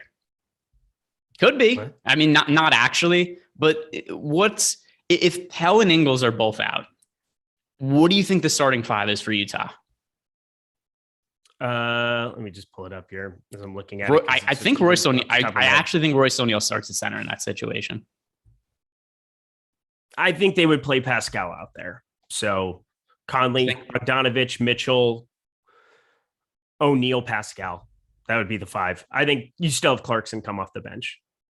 Maybe. I wouldn't be surprised if the starting lineup is Mitchell, Conley, Bogdanovic, Clarkson, Royce O'Neal. Don't forget they did that a time in the playoffs last year where Gobert was just kind of getting torched and they had to take him off the court and they just went super small. Wouldn't be totally shocked if they're like, hey, you know what? We're just going to put out a small ball lineup, shoot a whole bunch of threes today.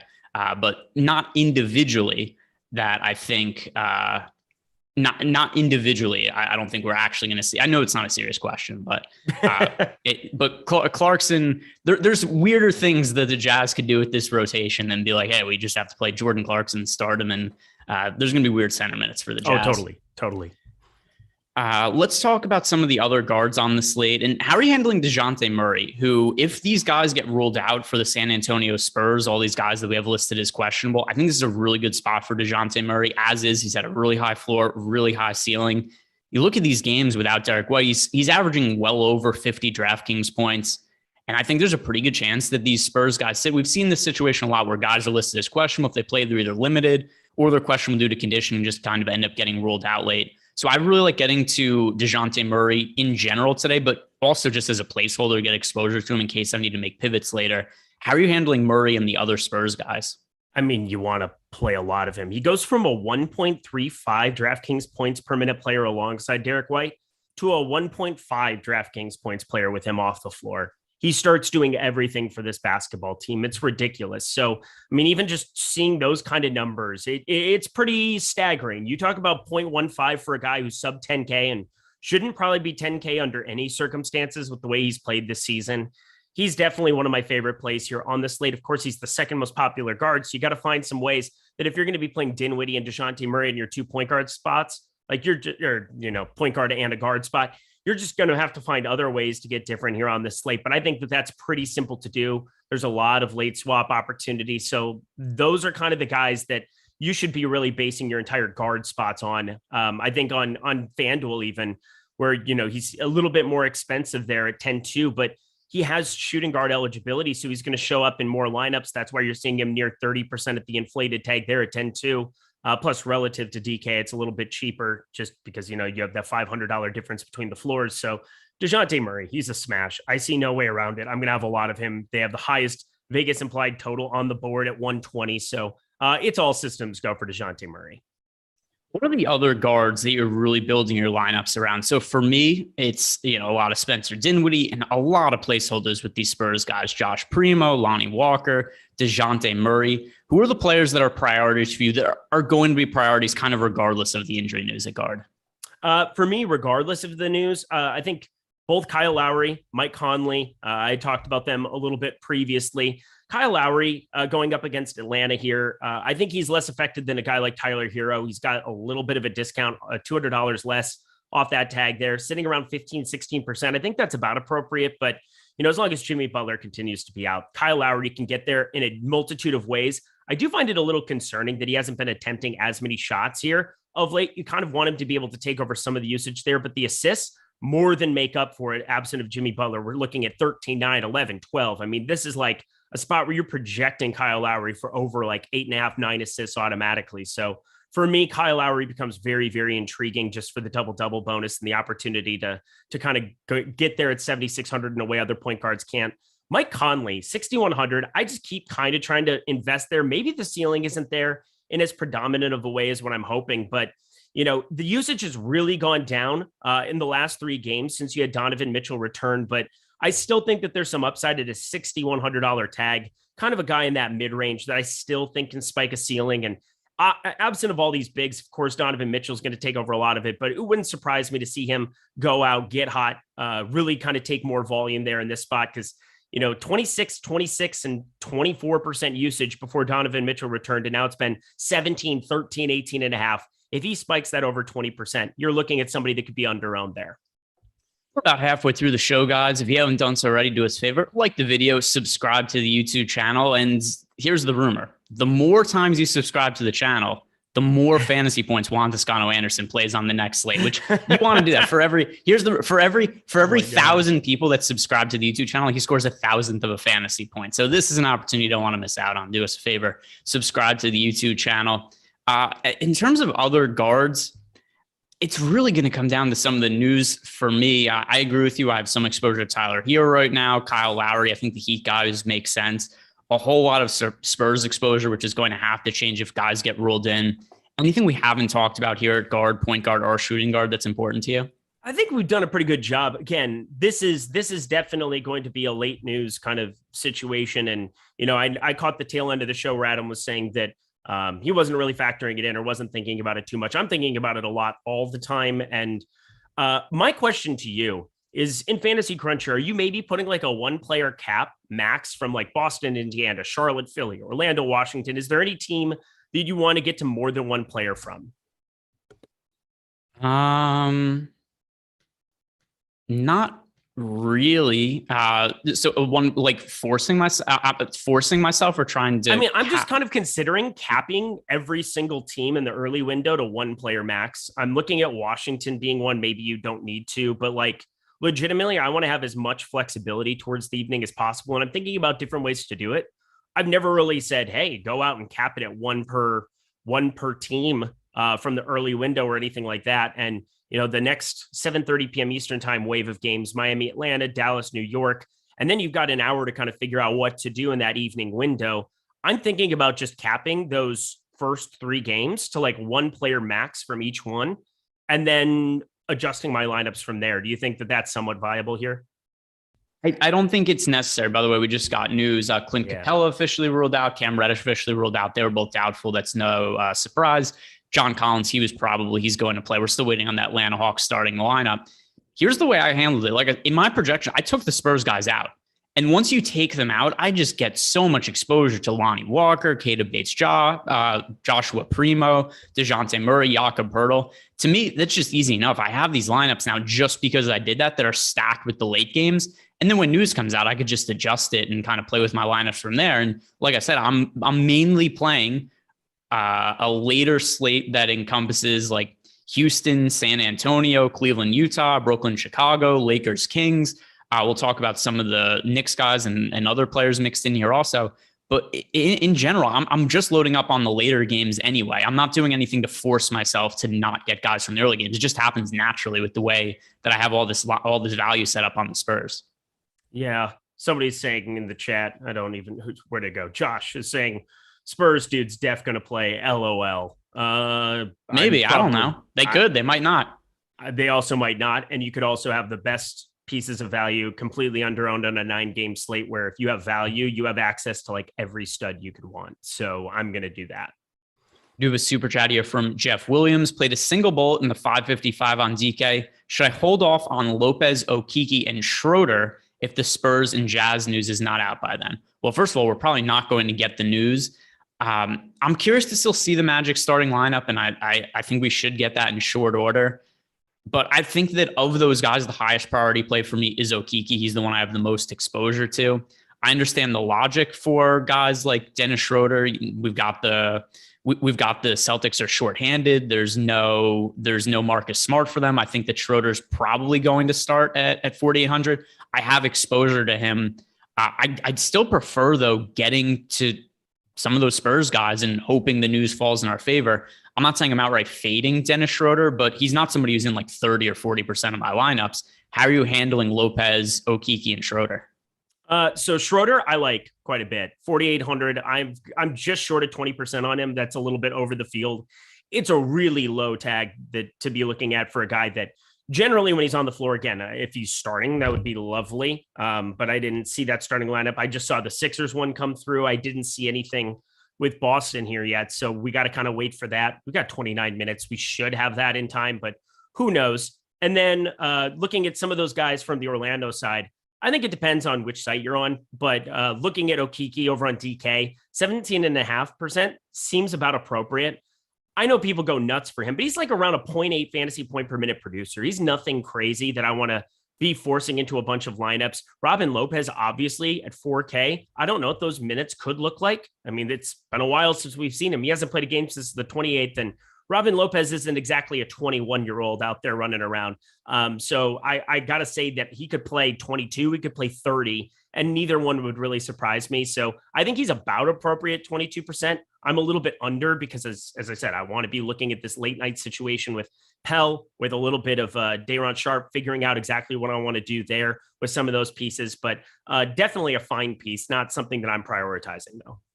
So here's I project all those guys really well. And Robin Lopez, to me, I think is the widest range of outcomes. We haven't seen him play in a really extended period of time. I assume he's going to have some kind of minutes restriction. And we have so many guys out for Orlando. There's no Wendell Carter Jr., there's no Mo Bamba. They're really thin in the front court.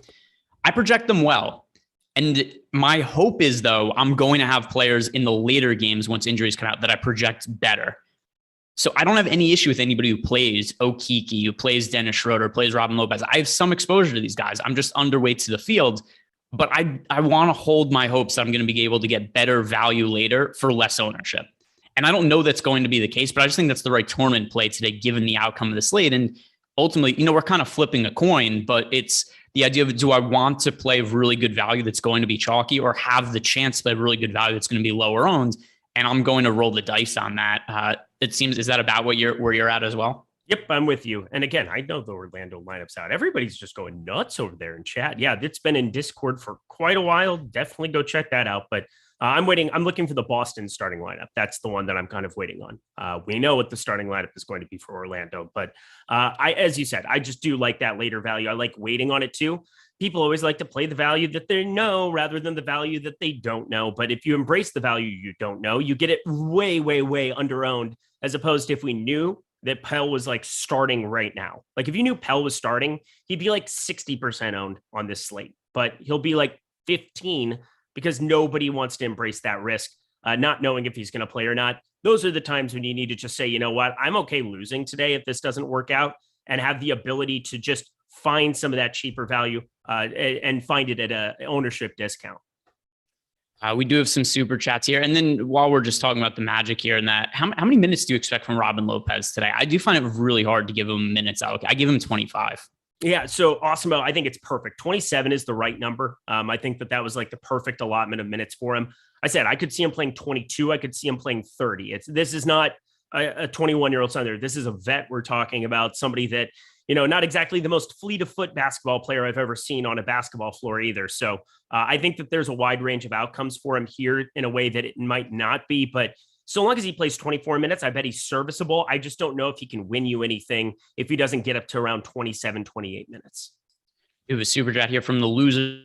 Rather play Schroeder or Caleb Martin on DK? That is Dennis Schroeder for me. Eric, I know you said you like Schroeder, but I know you've been a Caleb Martin at times this year. Why, which way do you lean, Schroeder or Caleb Martin? Yeah, I mean, this is obviously an important spot. I mean, $400 difference, kind of figuring out what to do with it. I like Schroeder a little bit more, but you're also looking at 7% Caleb Martin. I think for me, the main thing is I don't really see like a massive ceiling here with Caleb Martin. We have a lot of these guys that have returned here from the Miami side. Max Strus is active. Duncan Robinson exists. Gabe Vincent exists. All of these guys kind of neutralize each other. Yes, he's the cheapest one at 4,400. Yes, he's most likely going to be the one that starts because he's been starting the whole time. But I don't see him as a priority. Dennis Schroeder, if he's starting here, you could see a spot where legitimately I'm going to be projecting him for almost 30 fantasy points. And I want to get to a little bit more if he's starting. And if he doesn't, I still see a path for him to play nearly 30 minutes here. 0.9 fantasy points per minute here, absent Marcus Smart. There's a number of things going for him that I can invest him under 5K a little bit more comfortably than Caleb Martin in his current situation. All right. We had News God posted that Brogdon's out. I didn't see the tweet that he sent though. I don't see that anywhere. I hate to disagree with the. I hate to disagree with the News God, but last I saw that Brogdon was playing. So I don't know if he sees something different, I'll update on that. But other super chats here. What is your one pay up option, one value play today? That is a super chat from Teddy Wayman.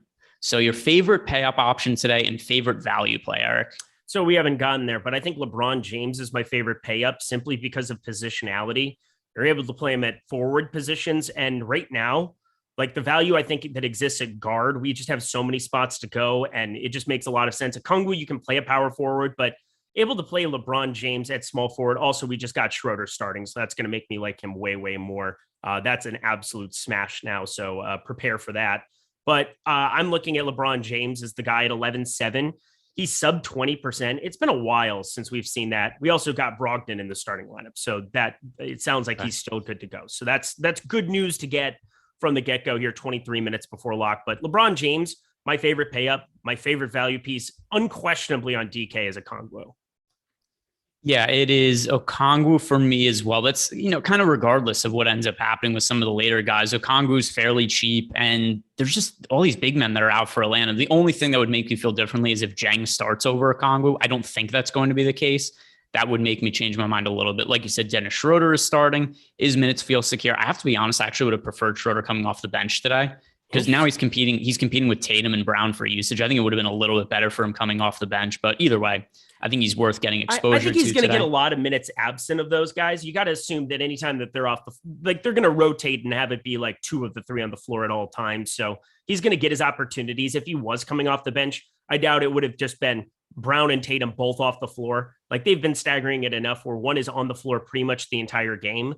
So at some point he was going to be competing for those minutes. So it's just good to get confirmation that his minutes allotment is going to be more. Unfortunately, what happens as a result is his ownership's also going to go up. So kind of be prepared. He's no longer going to be 13%. He's going to get kind of into that 25% territory. And now you got to start having the discussion about whether it's worth it. I said I was just right around 20% before. I'm probably going to get a little bit more, but I don't feel great about it simply because I know that ownership's going to come up too. Yeah, I have him in about 15% of my lineups, and I'm not going to be changing that. I probably would have upgraded I would have gotten to a little bit more of him had he come off the bench, because then I would have given him a little bit more usage. But either way, I think he's a good play. And if all the guys we knew for sure were in for the Spurs and the Jazz and whatnot, I would be having more exposure to Dennis Schroeder. I just want to give myself more flexibility for today. I don't feel great about it. I just think that's the best way to approach GPPs and how I'm doing it to try to exploit ownership. I've got a question here from Nelson Resto. What about Eric Gordon versus the Spurs as a sneaky play? Not for me today. I think there's a lot of guys to get to, a lot of good value plays, and Eric Gordon isn't one of them. Eric Gordon is not remotely on my radar today. I have 0%. So there you go. From Anthony Cook. Play him if you're fading Eric. Do that. Yeah. If you're playing Eric head to head, go ahead and play Eric Gordon today. Super chat from our guy, Anthony Cook. Is Omer Yurtseven a good play today? Ish. I think there's a lot of upside in Yurtseven, but once again, I want to have flexibility in my lineups. I know people are going to get annoyed by me saying this, and I know it's usually Eric who's bringing up the late swap situation, but I just don't want to burn a roster spot on Omer Yurtseven. I think that he's been priced up to a point where he still has upside, but it's not some crazy good points per dollar play. I think better guys are going to open up. So Yurtseven, low priority play for me. Are you getting to him at a good clip? I literally had planned in this segment of the center program where I was going to say Omer Yurtseven is my favorite tournament center relative to ownership. He was sub 5% this morning. It made no sense to me considering he's still sub 7K. And all he does is go out 6X his salary every single night. It seems like the dude has been on a tear and nobody talks about it. He does it. His rebounding numbers are just absolutely insane. But the major thing, Dwayne Deadman back. 15 minutes of Dwayne Deadman, along with, a couple minutes here and there. That's enough to lower his minutes projection for me to around 30 minutes, which is what we have him projected for here at Awesemo. That is different from the 34, 35, 36. You would kind of been guaranteeing yourself the last 2 weeks here, absent all of these bigs. So unfortunately, I can't really go nuts with it anymore. I'm still going to get to a little because I'd really kick myself. Been planning to talk about him all day long. And obviously I'm bummed that I don't get to 25, 30% of him as a great tournament play, but I'm still going to get to a couple percent. We've got another super chat from the losers win again. Why is the boom bust tool on Bagley? Is he projected to start? He's been starting, so I think he's going to.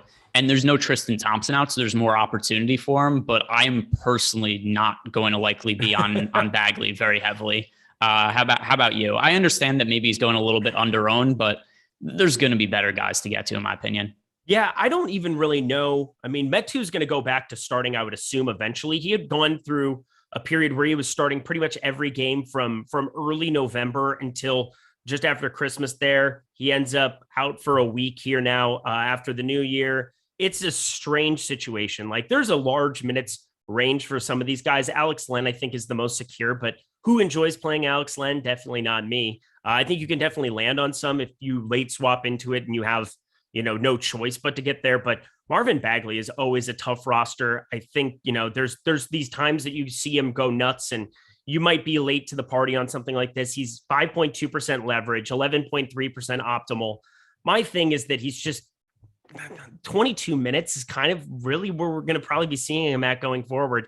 played 21 and 20 the last two now that Metu's back. Harkless, as much as, it's weird to say that this matters. I think even just like 5 minutes or 6 minutes that you could get of a guy like Harkless is enough to just make me shy away from Bagley. So Harrison Barnes playing his low 30s, high 20s minutes. It's just a pretty muddled down situation. I want to have some minutes upside there, and I don't think it exists the way that it needs to go really heavy at 4,600. Super chat from Devin RJJ, DK Cash, Katie and Schroeder, or DeRozan and Anthony. That is Katie and Schroeder for me. What do you say, Eric? Katie Schroeder. All right. By the way, it appears I've upset the news god. I just read him say that Brogdon was out, and I was looking. I was like, I don't see Brogdon out anywhere. It wasn't a slam. I was just confused. I was looking for the message. But all good. All good. Apologies. It was not meant as an attack. I was just reading your message, and usually we read whatever. Here's the thing also. Usually whatever you type, we read in the show. It's kind of part of the thing. I was just confused by that one. Oh. But it's all good. We all mess up, and it's not the end of the world. Brogdon is playing today. Typo. No big deal. Arcathelza. Still like Robin Lopez as a top center play. He's in my player pool. I don't consider him a top center play though, if that follows. That's the perfect way of explaining it. I would explain it the exact same way.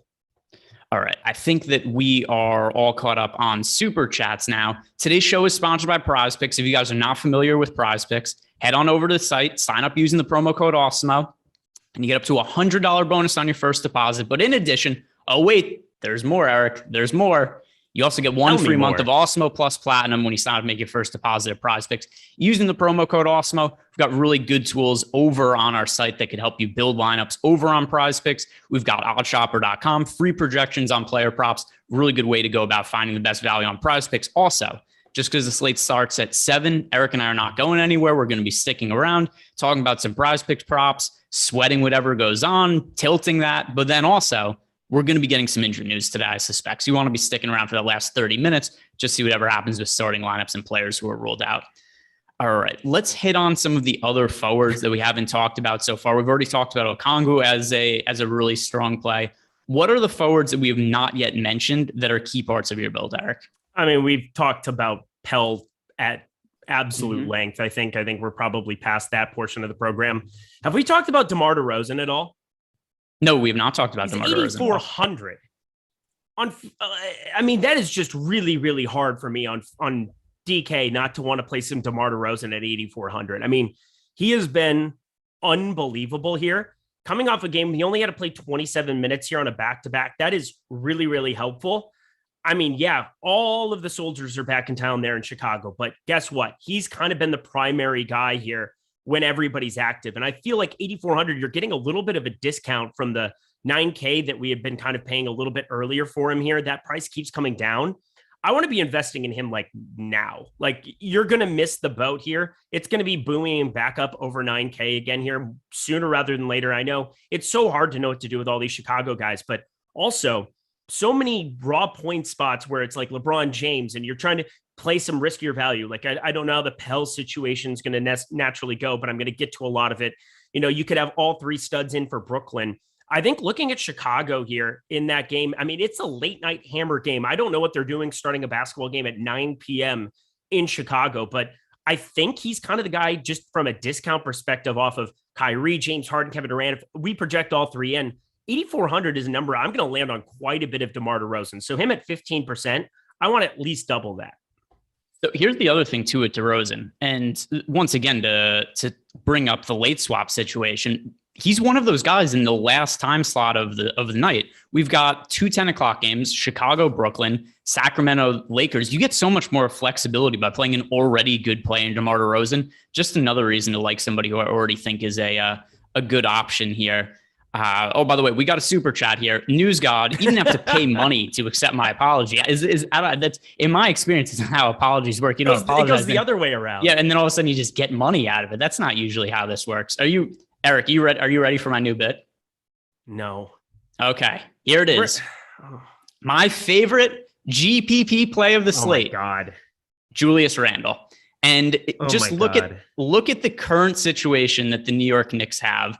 Where has Randle played well this year? No, not particularly. But He's been priced down and he's not popular today. We're looking at sub 10% ownership on Julius Randle on FanDuel, just a little bit over 10% on DK at his cheapest price point of the year. The Knicks have no Kemba Walker. He was just ruled out.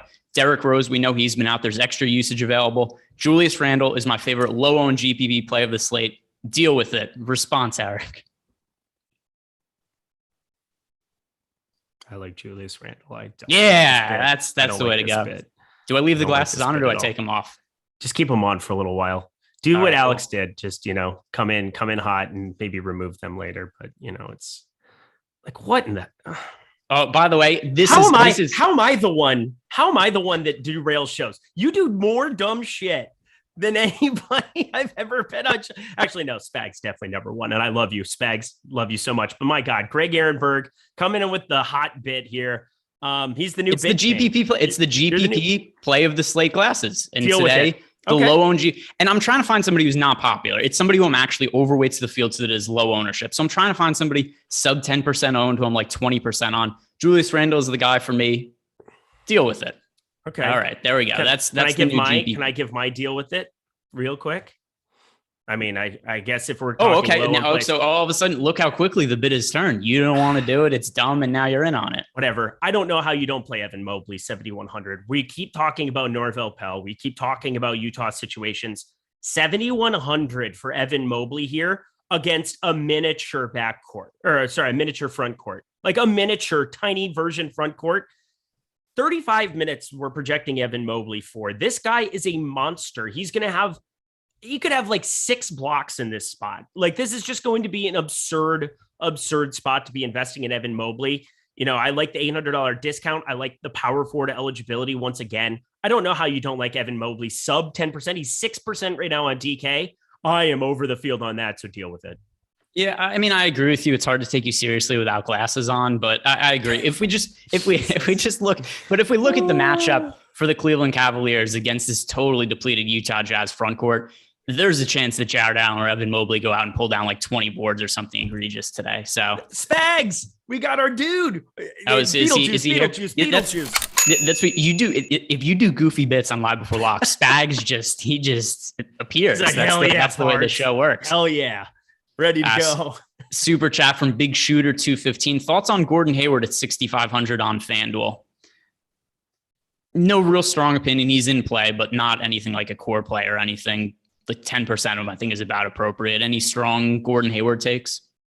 Gordon Hayward on FanDuel, he's like 6,500. I was getting to a little bit there.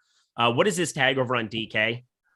The question was FanDuel anyway, though. Oh, cool. Yeah, FanDuel, I like him a little bit. So I'm fine with that. Problem is that, he's going to have some rostership there at that number, 12%, but that's still substantially less than just about everybody else in that range there. Tyler Hero coming in with double the ownership, stuff like that. So, I like playing both of them together. The more we get together, I'm happy to roster both of them. Yeah, there you go. Eric chiming in with his own, but I like my bit better, but yours is way better. I'm actually just secretly, not even secretly, I'm outwardly jealous that you came up with a good bit on the fly. Yeah, well, it was very important. This was me just messing around, trying to figure out because here's what it came from. I'm trying to figure out who's going to play big man minutes for the Jazz. I'm like, I don't know, but look at these things in Zoom that I could do. So Evan Mobley hasn't gone for over 6X in a month, Greg. Oh my God. How many times has he played a 6-6 front court in that time?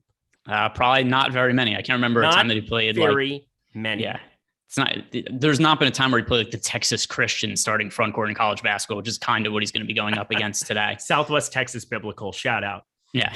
Super chat from Michael McKinney. Top 3 value picks for FanDuel tonight. Okongwu and Norvell Pell are both projected to be pretty popular right now, but I think they're both really good value plays. Are we getting to a point now where Eric Pascal is a really good pivot value play because people are gravitating towards Pell and just not playing Pascal? Don't think it's crazy to say that he could end up starting. Like, I don't think it's that crazy. We're projecting him for 22 minutes. He's 3,400. You should have an Eric Pascal as starting plan in place because, once again, he started very amicably, I might add, in that game that we had a mental breakdown on stream covering the Utah Jazz going up against Toronto. And he was part of the reason that they played so well. 10 for 21. Just went completely nuts in this spot. 36.75 at the absolute floor. He's 3,400. I don't think it's nuts to say he starts. The problem I have to go to like really invest in him is Danuel House exists behind him as well. I bet he plays 13, 15 minutes to kind of muck up everything a little bit there. But, Royce O'Neal going to play the bulk of the minutes there in the event that he get no Pell. But, Pell would be the likely starter simply because they'd need the size. But I don't think it's nuts to say that Eric Pascal could definitely end up starting. So I have a plan a little bit in place on what I need to do with that. You need $400. I think it's pretty easy to find so long as you have late hammer exposure. So I'm going to be able to mix and match pretty easily. I think you should too. Yeah, and I mean, the Pascal one is something, by the way, I already think that Pascal is viable for today, but now the fact that here's the current ownership projections. Eric Pascal on FanDuel is projected for 0.1% ownership. Norvel Pell is projected for 48% ownership. Over on DraftKings, Norvel Pell, 30% ownership. Eric Pascal is projected for 4.5. I'm starting to like Pascal as a GPP option just based on that split. And I know that we came in hot talking about Norvel Pell, but Pell is projected for like 11% ownership now. Now, given how much this ownership has moved, it is way too heavy in favor of Pell over Pascal. All right, we got some news. Popovich saying that Derek White probably out in quotes. I don't know what the hell that means, but I'll translate it for you. It means he's probably not going to play, right? Oh, thank you. Is that Thanks not a lot, the Greg? sense? You're very helpful. Well, you were confused, and I was hoping to. I was not confused, Greg. Yeah, you were confused. You were like, "Oh my God, what do these words mean?" I was like, "It means he's probably not playing." So this is good for me because I assumed that the Spurs guys, like I said before, were not going to play, and I've kind of set up my lineups that way. Do you think this also means the other guys are not going to play? See, look at this. We got News God hitting me up because he doesn't want to hit you up anymore. Because you're bad. Keldon Johnson and Devin Vassell are in the building. They just completed a pregame warm-up. There's no determination yet on their availability. It is still possible. Of the third potential returnee, Pop says Derek White is probably out, end quote. But once again, to what I said before, if Derek White is probably out, that kind of indicates to me the other guys aren't all that likely to play either. I have no idea what's going on in the world anymore. You would assume that they would be out, but maybe not. That's just absurd. How can they go out and warm up and then not play is my thing. Because it's a conditioning issue, right? Yeah. They've passed health and safety protocols, and now it's just, do they feel well enough to play or not? They go out, they jog around and be like, oh, I could breathe. I can't breathe. I feel good. I have to, it's all these, there you go. It's fair. Yeah. So that's what I think is ultimately going to determine it. These guys are going to warm up, see how they feel. I think they're pretty likely to end up sitting, but with the news that Derek White, let's consider him doubtful. That's a fair injury designation right now, right? Yeah. If we're just kind of guessing, call him doubtful. So the first thing we say, Dejante Murray, play him. Now my favorite spend of option at guard. I liked him a lot before, even more so. Love Dejante Murray. Who else is impacted here? Lonnie Walker. We want some Lonnie Walker. This is your life. If anybody gets that reference, you're my new favorite person in chat. That is like hands down incredible if you get that I'm not one. But get it. Okay, well, you're not. You hang on, you can get it? No chance. Oh, okay. Yeah, if somebody gets that one, that'd be just beyond epic. But I'm looking right now at Dejante Murray being a guy that I want to get to an absolute crazy amount of. We've got a super chat here from CS. He says that flamboyant Eric is better than sassy Eric. There we go. You got to get that shirt back from yesterday from the Kyle Kuzma collection. I went for wearing the brightest, greenest shirt ever to black, pure black. We got a super chat. By the way, it's Nick's starting lineup: Burks, Fournier, Barrett, Randall, Robinson. Losers win again left a super chat, but it's been retracted. So if you have any other questions, just follow up. You don't have to leave us another super chat. Just ask the question in chat and I will answer that. And how much Spencer Dinwiddie are you getting to with all of this Dejante Murray and other guys that we're trying to pivoting off in our lives? Like I was getting to nearly or just a little bit over 50%. I'm down to like the mid 40s, upper 30s when I've done my last couple crunches here. Are you seeing him impacted by Dejante Murray at all? No, because I was already assuming Derek White was out. Okay. So my projections were set up as such. So I've got Dinwiddie about half my lineups. Mine weren't because I'm a dumb. Yeah. But I don't even think it was a dumb thing to do. I was just kind of trying to strategize and figure out okay, how could I build my lineups to give myself the most flexibility for the late news? I think we've already talked about a lot of the important centers on the slate, so we don't need to spend too much time on it. But Okongwu, play him today. I know he's going to be popular. Don't care. Play him. Jakob Poeltl, I like getting to as well. We talked about Norvel Pelle a whole bunch. I think Eric Pascal is a good GPP pivot. Last couple minutes here, any other centers we've not talked about today that you think are guys to build around? Yeah, we talked about Jakob Poeltl too. That's an important piece. You could be looking at some extra run for that guy as well. I think that he makes a lot of sense. Joel Embiid, just because of the raw points you're looking at from the position, he's projected by 7 more points than Domantas Sabonis. I think that he makes some sense. Talked about my Evan Mobley love, but you got to also say Jared Allen definitely has a ceiling sub 8K. All of the same arguments I made for him. Low owned, trying to make it work. I don't want to go nuts by over investing in that spot. Very good spots. Omer Yurtseven, I'm sad, but now that ownership's come down to around 3% as a result of the Deadman news. I'm happy to get to around 4 or 5% in 150 lineups doing it that way. Robin Lopez, I'm not going nuts with. As I said, I'm still kind of thinking we could get some Day'Ron Sharp, Day'Ron Sharp. So I'm happy to be firing up. No, that one. That was the Baby Shark song. It was the Baby Shark. Yeah. In case you were wondering what my level of culture is, whatever it was you were singing before, which I'm sure was some, high end fancy Broadway play. I have no clue what that is. Baby Shark. Ben Folds, Jacob Vincent. You're my guy. Was he the first one who brought it up? I just want to hug you. Ben Folds. Congratulations. You have won. Yeah. Congratulations. You know what songs Eric are singing. You win sexual favors from. You are the big winner of the night. Like this video, subscribe to the YouTube channel. Greg. Eric will DM you his address. All you have to do is send him a message. And that is a very, very tiny cup. Yeah, it's espresso. It's beautiful. Got one for our wedding. It was nice. It's very dainty. Flamboyant Eric is back. Yeah, it is. That is a very, very small cup there. So we've got about 30 seconds to go until lock, guys. Do not go anywhere just because the slate starts. Eric and I are going to be talking about prize picks. We're sponsoring the show for the next 30 minutes. Also, if there's any slate where we're likely to get injury news after lock, it's today, because here are still the players that are listed as questionable today. In addition to the Spurs guys, Devin Vassell and Keldon Johnson, James Harden is questionable. Kyrie Irving is questionable. And then we've got Nick Claxton questionable. Şengün is questionable. Carmelo Anthony is questionable. Norvel Pelle is questionable. Joe Ingles is questionable. These are all guys that are going to have pretty significant impacts on our slate. So don't go anywhere. Stick around for the next 30 minutes. Like the video. Subscribe to the YouTube channel. Eric and I appreciate it very much.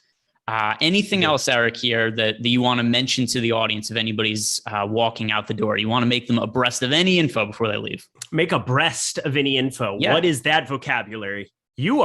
Honestly, this is my favorite Greg that we've had all year long. I mean, you're coming up with bits. You're enthusiastic. You're actually listening to me. These are great times. These are fun times. Yeah, it's that. I don't know, just the English language. Do you have an answer to the question, by the way? No. Okay, perfect. Fair enough. That works too.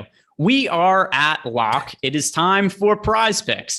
And guys, if you are new to prize picks, you want to head on over to the site. Use the promo code Awesemo when you're signing up. Get up to $100 bonus on your first deposit and 1 free month of Awesemo Plus Platinum.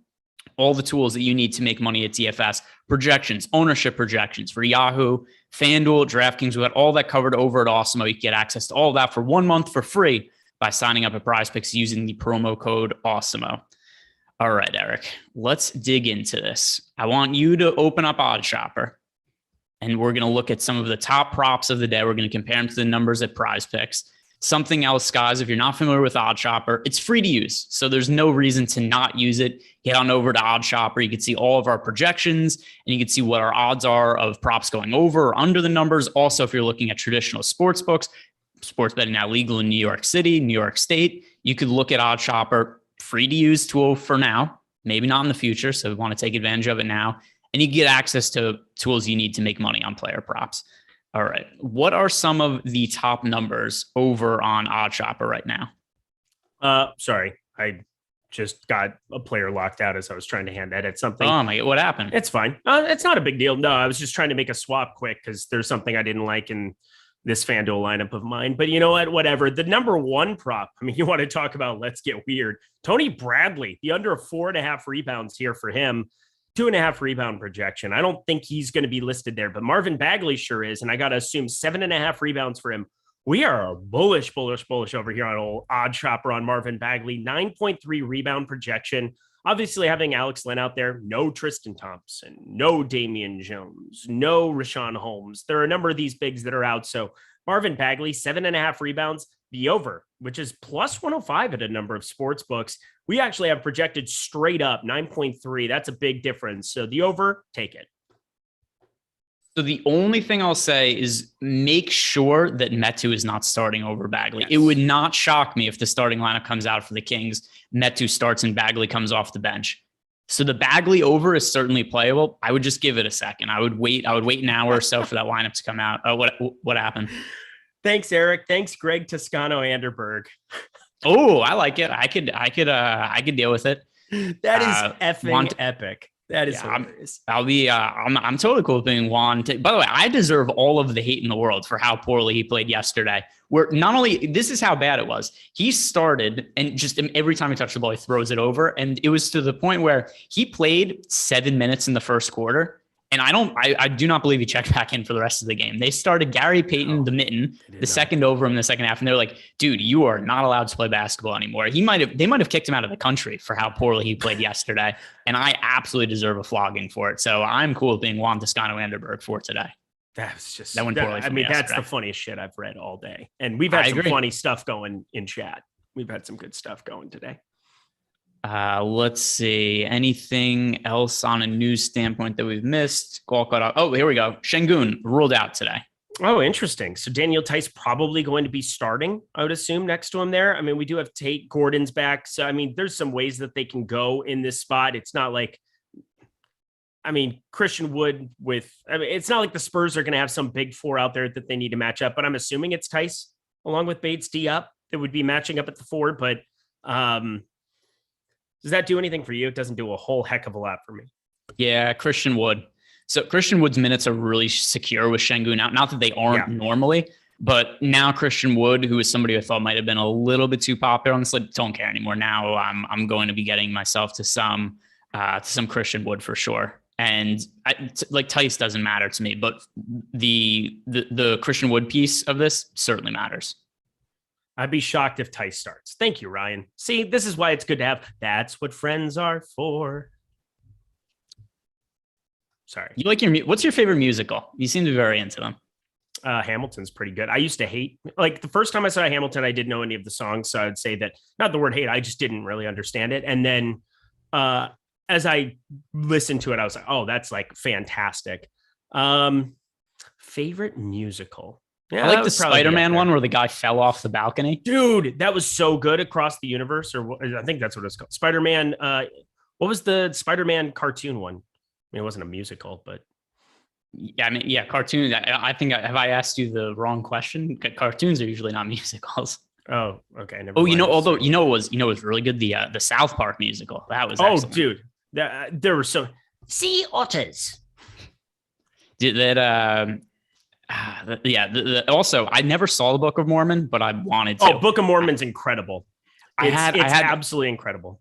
I had tickets to see it at one point, and then it was right as COVID was starting, and it became a whole issue. But all right, that aside, we got a super chat here from JR. He's saying Donovan Mitchell or DeRozan, last man in FanDuel cash, and then Monks or Burks, last man in FanDuel cash. DeRozan over Mitchell. I wouldn't play Monk or Burks in cash though. DeRozan over Mitchell, no Monk or Burks, exact same. And FD, he's 5,500. He's gaining traction. I will say it's a completely different situation. We just got the Hawks starting lineup as well. Young, Bogdanovic, Luwawu, Cabarrot, Collins, Okongwu, exactly probably what we were expecting to have, but just good to get confirmation. Yeah, so Okongwu, the only thing I was saying before I had any sort of potential hesitancy was if Gorgie Jang started over Okongwu. I didn't think that was going to happen. Now that we know that Okongwu is in there, best value play on the slate. Would you agree with that? Yeah, no doubt. I have 100% on DK. Yeah, don't even care that he's popular. It's hard to see a situation where he fails short of an injury or foul trouble. This is like what Hassan Whiteside was when he was min price. And even think about as bad as Hassan Whiteside played on those games, he still ended up being in the first place lineup in tournaments because he was so cheap. And it's not like scoring 20 fantasy points at 3,900 or 3,500 was Whiteside's price there as the end of the world. So yeah, I love getting to Okongwu today. Really strong play in my opinion there. So starting lineup, just to reread all those names, It was Young, Bogdanovich, Luwawa, Cabarro, Collins, Okongwu, and the Heat starting lineup: Lowry, Strus, Martin, Tucker, Yurtseven. No surprise to me. I think some people might say like, oh, look, Tyler Hero coming off the bench. He usually comes off the bench. No big deal there. Anything change with you with that Heat news? Not a single thing. Yeah.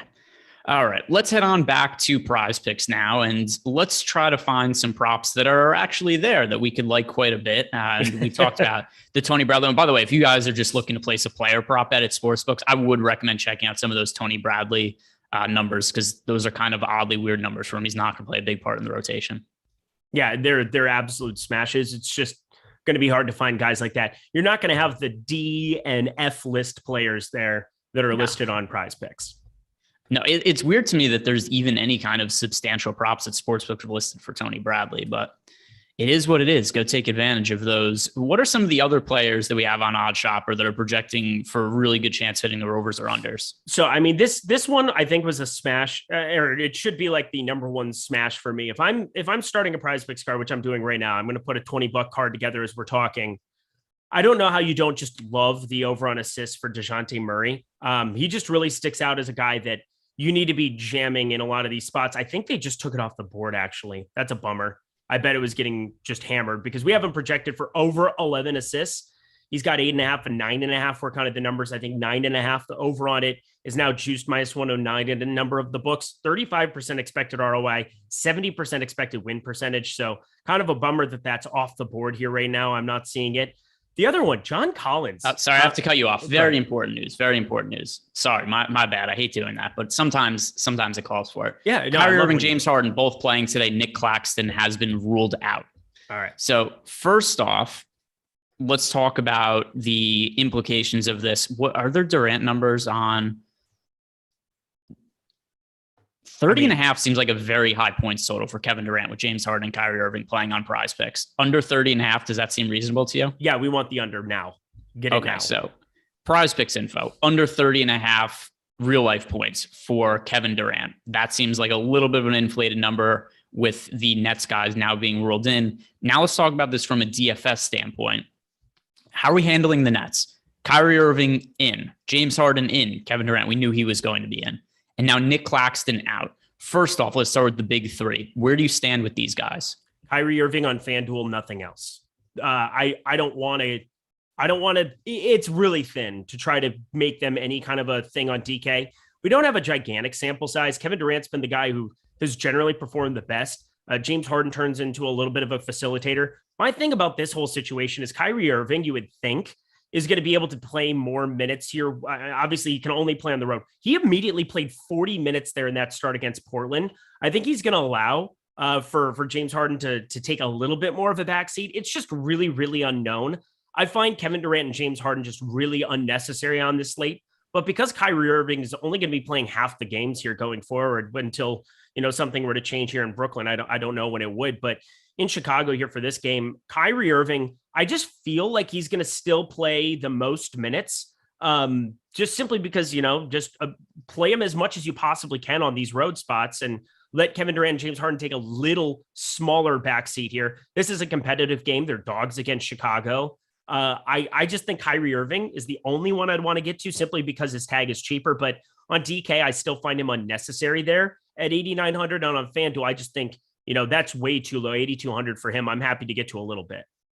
All right. Now let's talk about the front court situation. We got a super chat earlier about Day'Ron Sharpe being a potential GPP play. I like getting some exposure to him. Eric talked about how good of a points per minute fantasy producer he is, which he is. I still like Okongwu more than him. I still like getting Norvel Pell more than him. I would like Eric Pascal more than Day'Ron Sharpe, if Pascal was to start.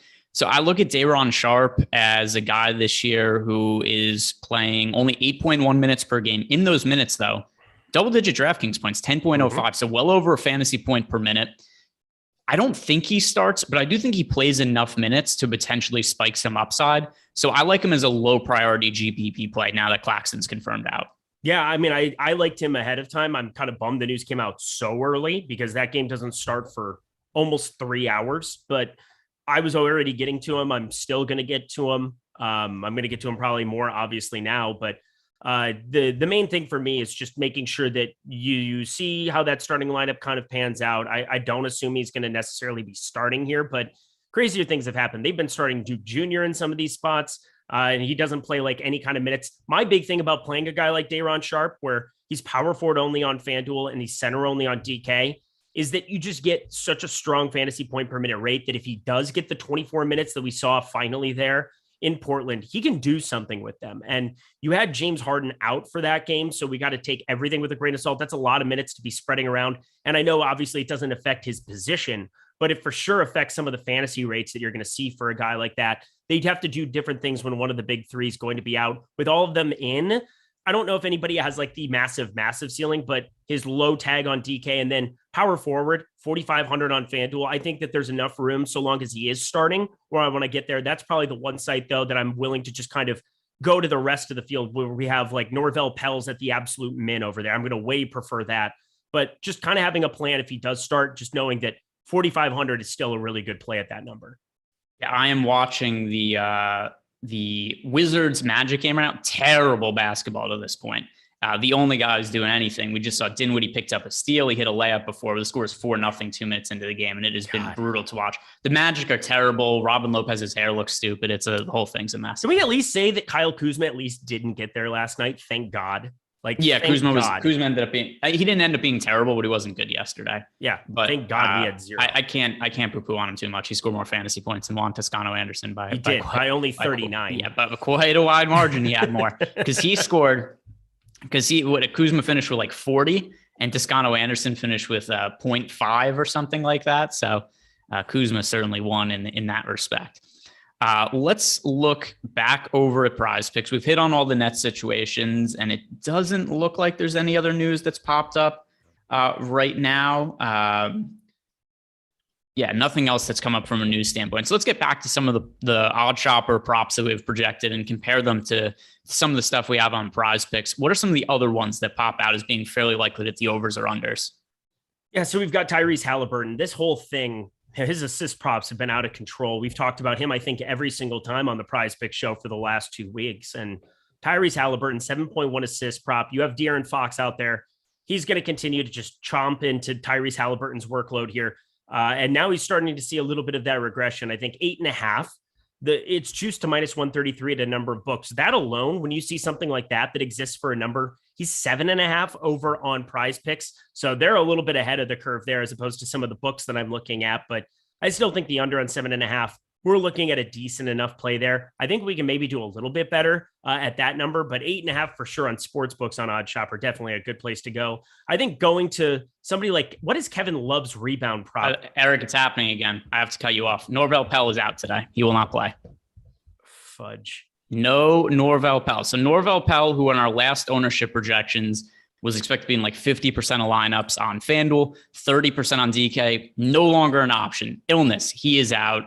What the hell is about to happen with the Utah Jazz front court minutes? This is a mess.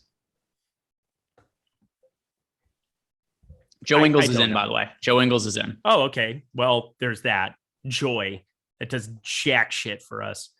Ingles could start. No, Ingles could definitely start. I mean, it could be. I think now you 100% are going to see Pascal start. Like, I find it impossible. He's at least had familiarity playing the 5. I mean, how big of a smash are Mobley and Allen right now? Yeah, I certainly think they get an increase. Here's something else, too, that's kind of funny. If you watch, Eric Pascal is noticeably not in shape to play professional basketball right now. Large. So the other day when he played really well in the first quarter, that game against it was the Raptors. The Raptors, when we were playing all the Jazz guys. And Pascal, he ended up having a really good fantasy game, but almost all the production came in the first quarter. He scored 17 points in the first quarter, barely scored the rest of the game. It was still fine for fantasy. The reason he was so good in the first quarter and trailed off after that, he was gassed. He had like 8 minutes of cardio in him and he was done. This was the equivalent of a UFC fighter who puts it on somebody in the first round, doesn't get the finish, and then you realize like, oh, he has nothing left for the second round. That was Eric Pascal in that game. And they're going to have no choice but to play in big minutes again. Long story short, Jared Allen, Evan Mobley certainly look like better options, and something that we don't usually consider when there's injury news on the other side of the game. But Mobley and Allen, there is just nobody to stop them from pulling down rebounds. I'm going to get to so much. I mean, you guys he hasn't 6x'd forever. Shut up. Evan Mobley is such a smash. Jared Allen is such a smash here in this spot. I do hate Lauri Markkanen. I just hate this guy. I can't ever get him right in any capacity, but at least he's 5,400 over on FanDuel. That was somebody that I kind of had circled where maybe I'll get to like 5%. I mean, I'm playing a couple lineups in that big 44 that they have over there with the worst payout structure of all time on FanDuel today. But Jared Allen, Mobley, there were already meaningful pieces in my builds over there. I had, 2 of 5, I think, of Mobley and 1 of 5 with Allen. But you can play them at power forward over there. That helps. Where it's center only for DK, I don't want to get to Allen, but I definitely want to be jamming Mobley there. Super chat from Rugaru. Low stakes single injury GPP on DK. Okay to roster. Bagley to diversify. Swap to Metu if starting. Need lower owned percentage with Okongwu. Okiki unexpectedly at 37%. We knew Okiki was going to be chalk, and I think he's a good points per dollar play. I just think there could be better plays that open up later. So I ended up being underweight to the field on Okiki. But do you think it's okay to roster Bagley to diversify and then swap to Metu if he's starting? Yeah, the time that Okiki started like 2 days ago or whatever, or Sunday it was. Sunday, people were losing their minds over rostering Okiki, people saying that he was 100% smash. And I'm like, yeah, he's going to play 35 minutes, but he's like a 0.8 fantasy point per minute guy. And he's performed a lot better in some of these spots. Like for me, yeah, Okiki 37% is a much larger number than we were expecting, but he's been projecting a lot better at other sites. And I don't know why. Like I love our tools because they flat out are right about Okiki and something like that. Maybe the ownership just got out of hand here where people want to jam in that known value ahead of time. And I just think that he's probably the worst play on the slate at his current ownership on what it ended up being here. So there is that. So yeah, you need lower ownership pieces in your lineup probably, but like, legitimately, there's so many places to get to in this Utah game, this Brooklyn game. We'll see what that starting 5 ends up looking like. Nobody's going to be exceptional from Brooklyn outside of Day'Ron Sharpe if he starts, but there's probably pieces to grab from Sacramento as well. Just wait with your lineups. Don't panic. Don't have to figure out every single swap right now because things are still bound to change in the next 2 hours. Yeah, and by the way, because somebody asked about it in chat, is Richaun Holmes back? Richaun Holmes is still not back. I believe he cleared health and safety protocols, but it's just conditioning issue right now, which we've seen from a lot of guys coming out of health and safety protocols. It's everybody's different. Some players, when they test out of the health and safety protocols, they feel totally fine. Some guys were actually sick when they had COVID and they're not ready to play. So Richaun Holmes still remains out right now. Ryan Nelson 02. Zion versus Pascal sumo match. Who are you picking? So this is what's tough. This is tough. Zion is a far superior athlete to Eric Pascal, but he also has a bum leg right now. I'm still going with Zion though. I think that people don't realize how much weight matters when it comes to physical confrontation like that. And Zion's got a good 100 pounds on Eric Pascal. Zion all day. Yeah, I mean, in the fight game, oh shit, Daniel House just got ruled out. But this Jazz team's ridiculous. They've got here's where we're at now. We've got dudes who are on the 10-day contract guys. They need 10-day contract guys to replace the 10-day contract guys at this point. The schnozberries taste like schnozberries. This is insanity. Eric still mocking my 6X comment. Well, yeah, it was not very nice. You said a mean thing to me. I gave a play that I liked. You gave me all the reasons I shouldn't roster him, which I don't care about. So there's that. If you were 15, 20%, maybe I'd care about it, but he's like 6%. I don't care. Oh my God. Will they play the game? Yeah, they're going to play the game. So here's, by the way, because I understand people being concerned about the amount of players available for the Jazz. We're just going to do some counting here. Donovan Mitchell, Mike Conley, Bojan Bogdanovic, Jordan Clarkson, Eric Pascal, Royce O'Neal, Joe Ingles, Trent Forrest, Denzel Valentine. It's still 9 dudes they have out there. Oh, and they also have a Zylan Chetham. What? Is also that sounds like an instrument. Yeah, so they've got 10 guys. Are they the 10 guys they ideally want to be on the court? No, most likely not, but it's enough to play an NBA game. Dude, this is just next level. This is like next level. This is not great. This is not great, Bob. Not great.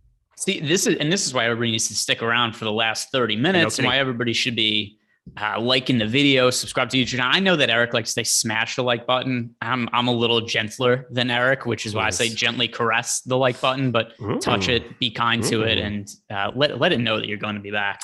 I was trying to find Royce O'Neal over on a fantasy score. He's off the board there on Prize Picks.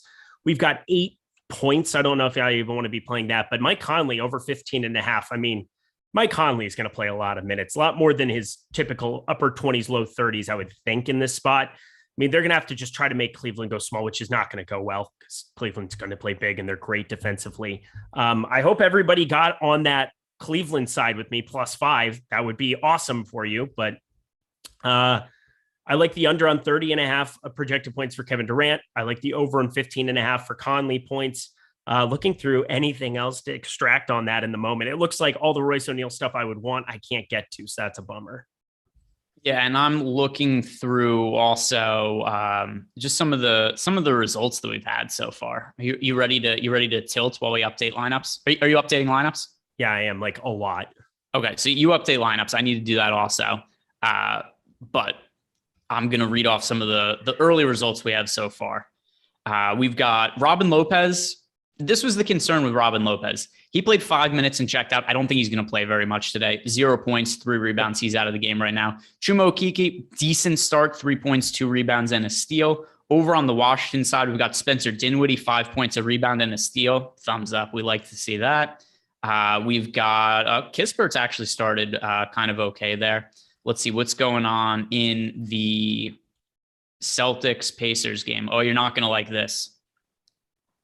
Dennis Schroeder, no bueno, Eric. No bueno. 0 points in the first 7 minutes of the game. All right. At least I didn't play him on FanDuel. That's really all that matters to me. I didn't play him on FanDuel. So that's Jason Tatum, important. 4 of 4 from the field, all 3-point attempts, 12 points, a rebound, 2 assists. Just made another Pacers, 14, 2-1. Pacers side of the game, absolutely nothing going on. Hornets and 76ers. We've got Gordon Hayward off to a pretty decent start. We had a question about him, 7 points and assist. LaMelo Ball, 4 points, 2 rebounds, and a steal. Joel Embiid, 10 points and an assist. Eric, are we tilting anything? Are we panicking? No, not at all. I'm so calm. I'm a calming influence on these shows. Everybody breathe with me. We're feeling good. We're feeling great. Feeling great, feeling good. How are you? Name that album, Greg.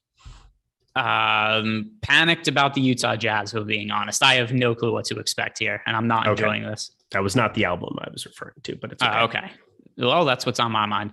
Because I assume you're updating your lineups now as I am. Big time. It's just insanity right now.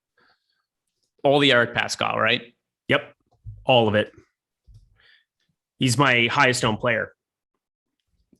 I dig it. I think that's totally sensible. Who else do you think who plays when Eric Pascal is not playing center? Who the hell is playing the center minutes? Bogdanovich and O'Neal. Like that's all they can do. I mean, what else can they do? Denzel Valentine ain't playing center. Dan Wilhouse out. I mean, just looking at this rotation, I mean, it's going to be Royce O'Neal, Bogdanovich, Pascal, and Pascal is going to start at the 5. That's just like a foregone conclusion for me. I put him in for 27 minutes. We have him for 26 minutes. I mean, that's perfect.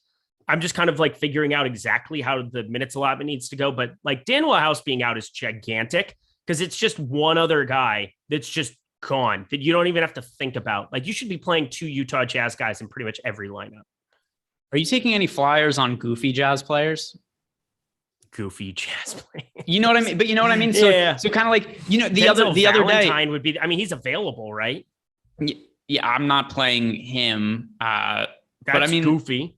It is goofy, but like the other day everybody was playing the same guys from the Utah Jazz, and we were saying on the show like, hey, how about Elijah Hughes or Malik Fitz as guys to play as contrarian options when all of the field is gravitating towards the same Jazz guys? Is there anybody like that you kind of look at and be like, oh, I'm going to take a fly? Even like Joe Ingles, he's not generally a goofy Jazz guy. I mean, he's kind of goofy looking, but he's somebody who I think for this slate might not be the worst contrarian option in the world. Nope. Don't hate it. Everything is on the board right now with Utah. Like everything, just have roster spots. Like it's exactly what we talked about before, where We have Spurs that we're going to want to be pivoting on to. We're going to have Utah guys that we're going to want to pivot on to. Like, there's just so many of these dudes that you want to have access to be able to go get. So don't thin out your lineups right now. Like, be ready to swap onto all these guys, but I'm just front loading it, putting a minimum 2 Utah guys into every lineup, letting it roll from there. I mean, I think naturally, inherently that would happen anyway, but just making sure that it happens and kind of selecting it that way feels like a better deal. And I'll be able to have enough roster spots to kind of mix and match and get where I need to get. Yeah, I am up. I ended up with 45%. I will say, I've ended up with a lot more Jakob Poeltl as a result, because you do have power forward eligibility for Eric Pascal over on DK. So like Jakob Poeltl is a guy that I'm getting to a lot more than before, because I don't have to play Pell anymore at a center spot. So it's literally just turning into a ton, and I mean a ton, of Jakob Poeltl. So things like that are going to be happening. Don't freak out. I think that it's more than understandable to get to a lot of him here. Again, Eric Pascal is going to be the guy that I just have way too much of and regret like almost immediately. So for me, more Jakob Poeltl, same situation as you, ended up being more Christian Wood as well. Christian Wood, who we already talked about liking as well. Christian Wood went to a guy who was in a good chunk of my lineups, just a ton of lineups, because I needed to find other guys to play at center. He's somebody else that makes a whole lot of sense. Eric Pascal popping up in a bunch of lineups for me. And then once again, just a lot of these Spurs guys, and hopefully we get some kind of news on them in the not too distant future. But yeah, we just don't have a lot of guys available for the Jazz, because I know you said you want to have at least 2 Jazz guys in every lineup.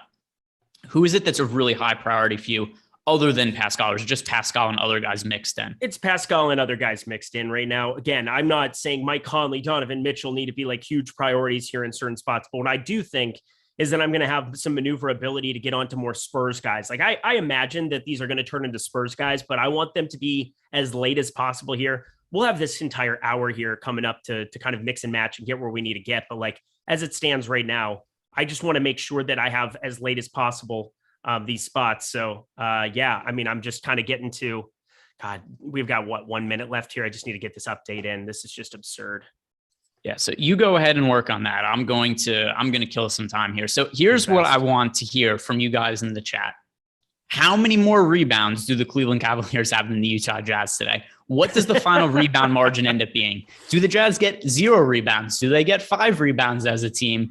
And how many rebounds does the top rebounder on the Cavs get? Like, are we going to see a situation where we just have 20 rebounds from Mobley or Jared Allen? I think it's going to be a pretty big difference. We got LL here saying 20, Jamazoid 23. Everyone hates Chris, 22. Brian Andrews, 198. I like that projection. 17-10 plus 37 for the Cavs, 30 plus. This is going to be a pretty significant rebound differential to me. I like this too. Everyone hates Chris. He's on board with you, Eric. 2020 projection for Evan Mobley. He's calling Evan Mobley for 20 points and 20 rebounds. I think you would enjoy that, wouldn't you? I do enjoy that very much. You're now my favorite person, even though, sometimes, everyone hates Chris. Yeah, I should have been able to read that faster. I'm not a teenage girl. I messed up on that. Nah, listen, not all of us on the show are readers. That's why we just sit here and talk. Guys, thank you very much for watching today. Do us a favor, like the video, subscribe to the YouTube channel on the way out. Very interesting slate. There's a lot of stuff going on. Don't go anywhere. Just because this show has ended, just because the slate is locked, you want to pay attention to all the news. Make sure you're following us on Twitter. And I have to say this. I have to plug News God. Follow News God. Follow. One sec. I'm getting there, Eric. I'm getting there. Follow News God also. Earlier in the day, he got upset with me. He's the best news guy that we have out there. Also, thank you to Prize Picks for sponsoring the show. Guys, thank you for watching. Have a good night and good luck tonight. We are certainly going to need it.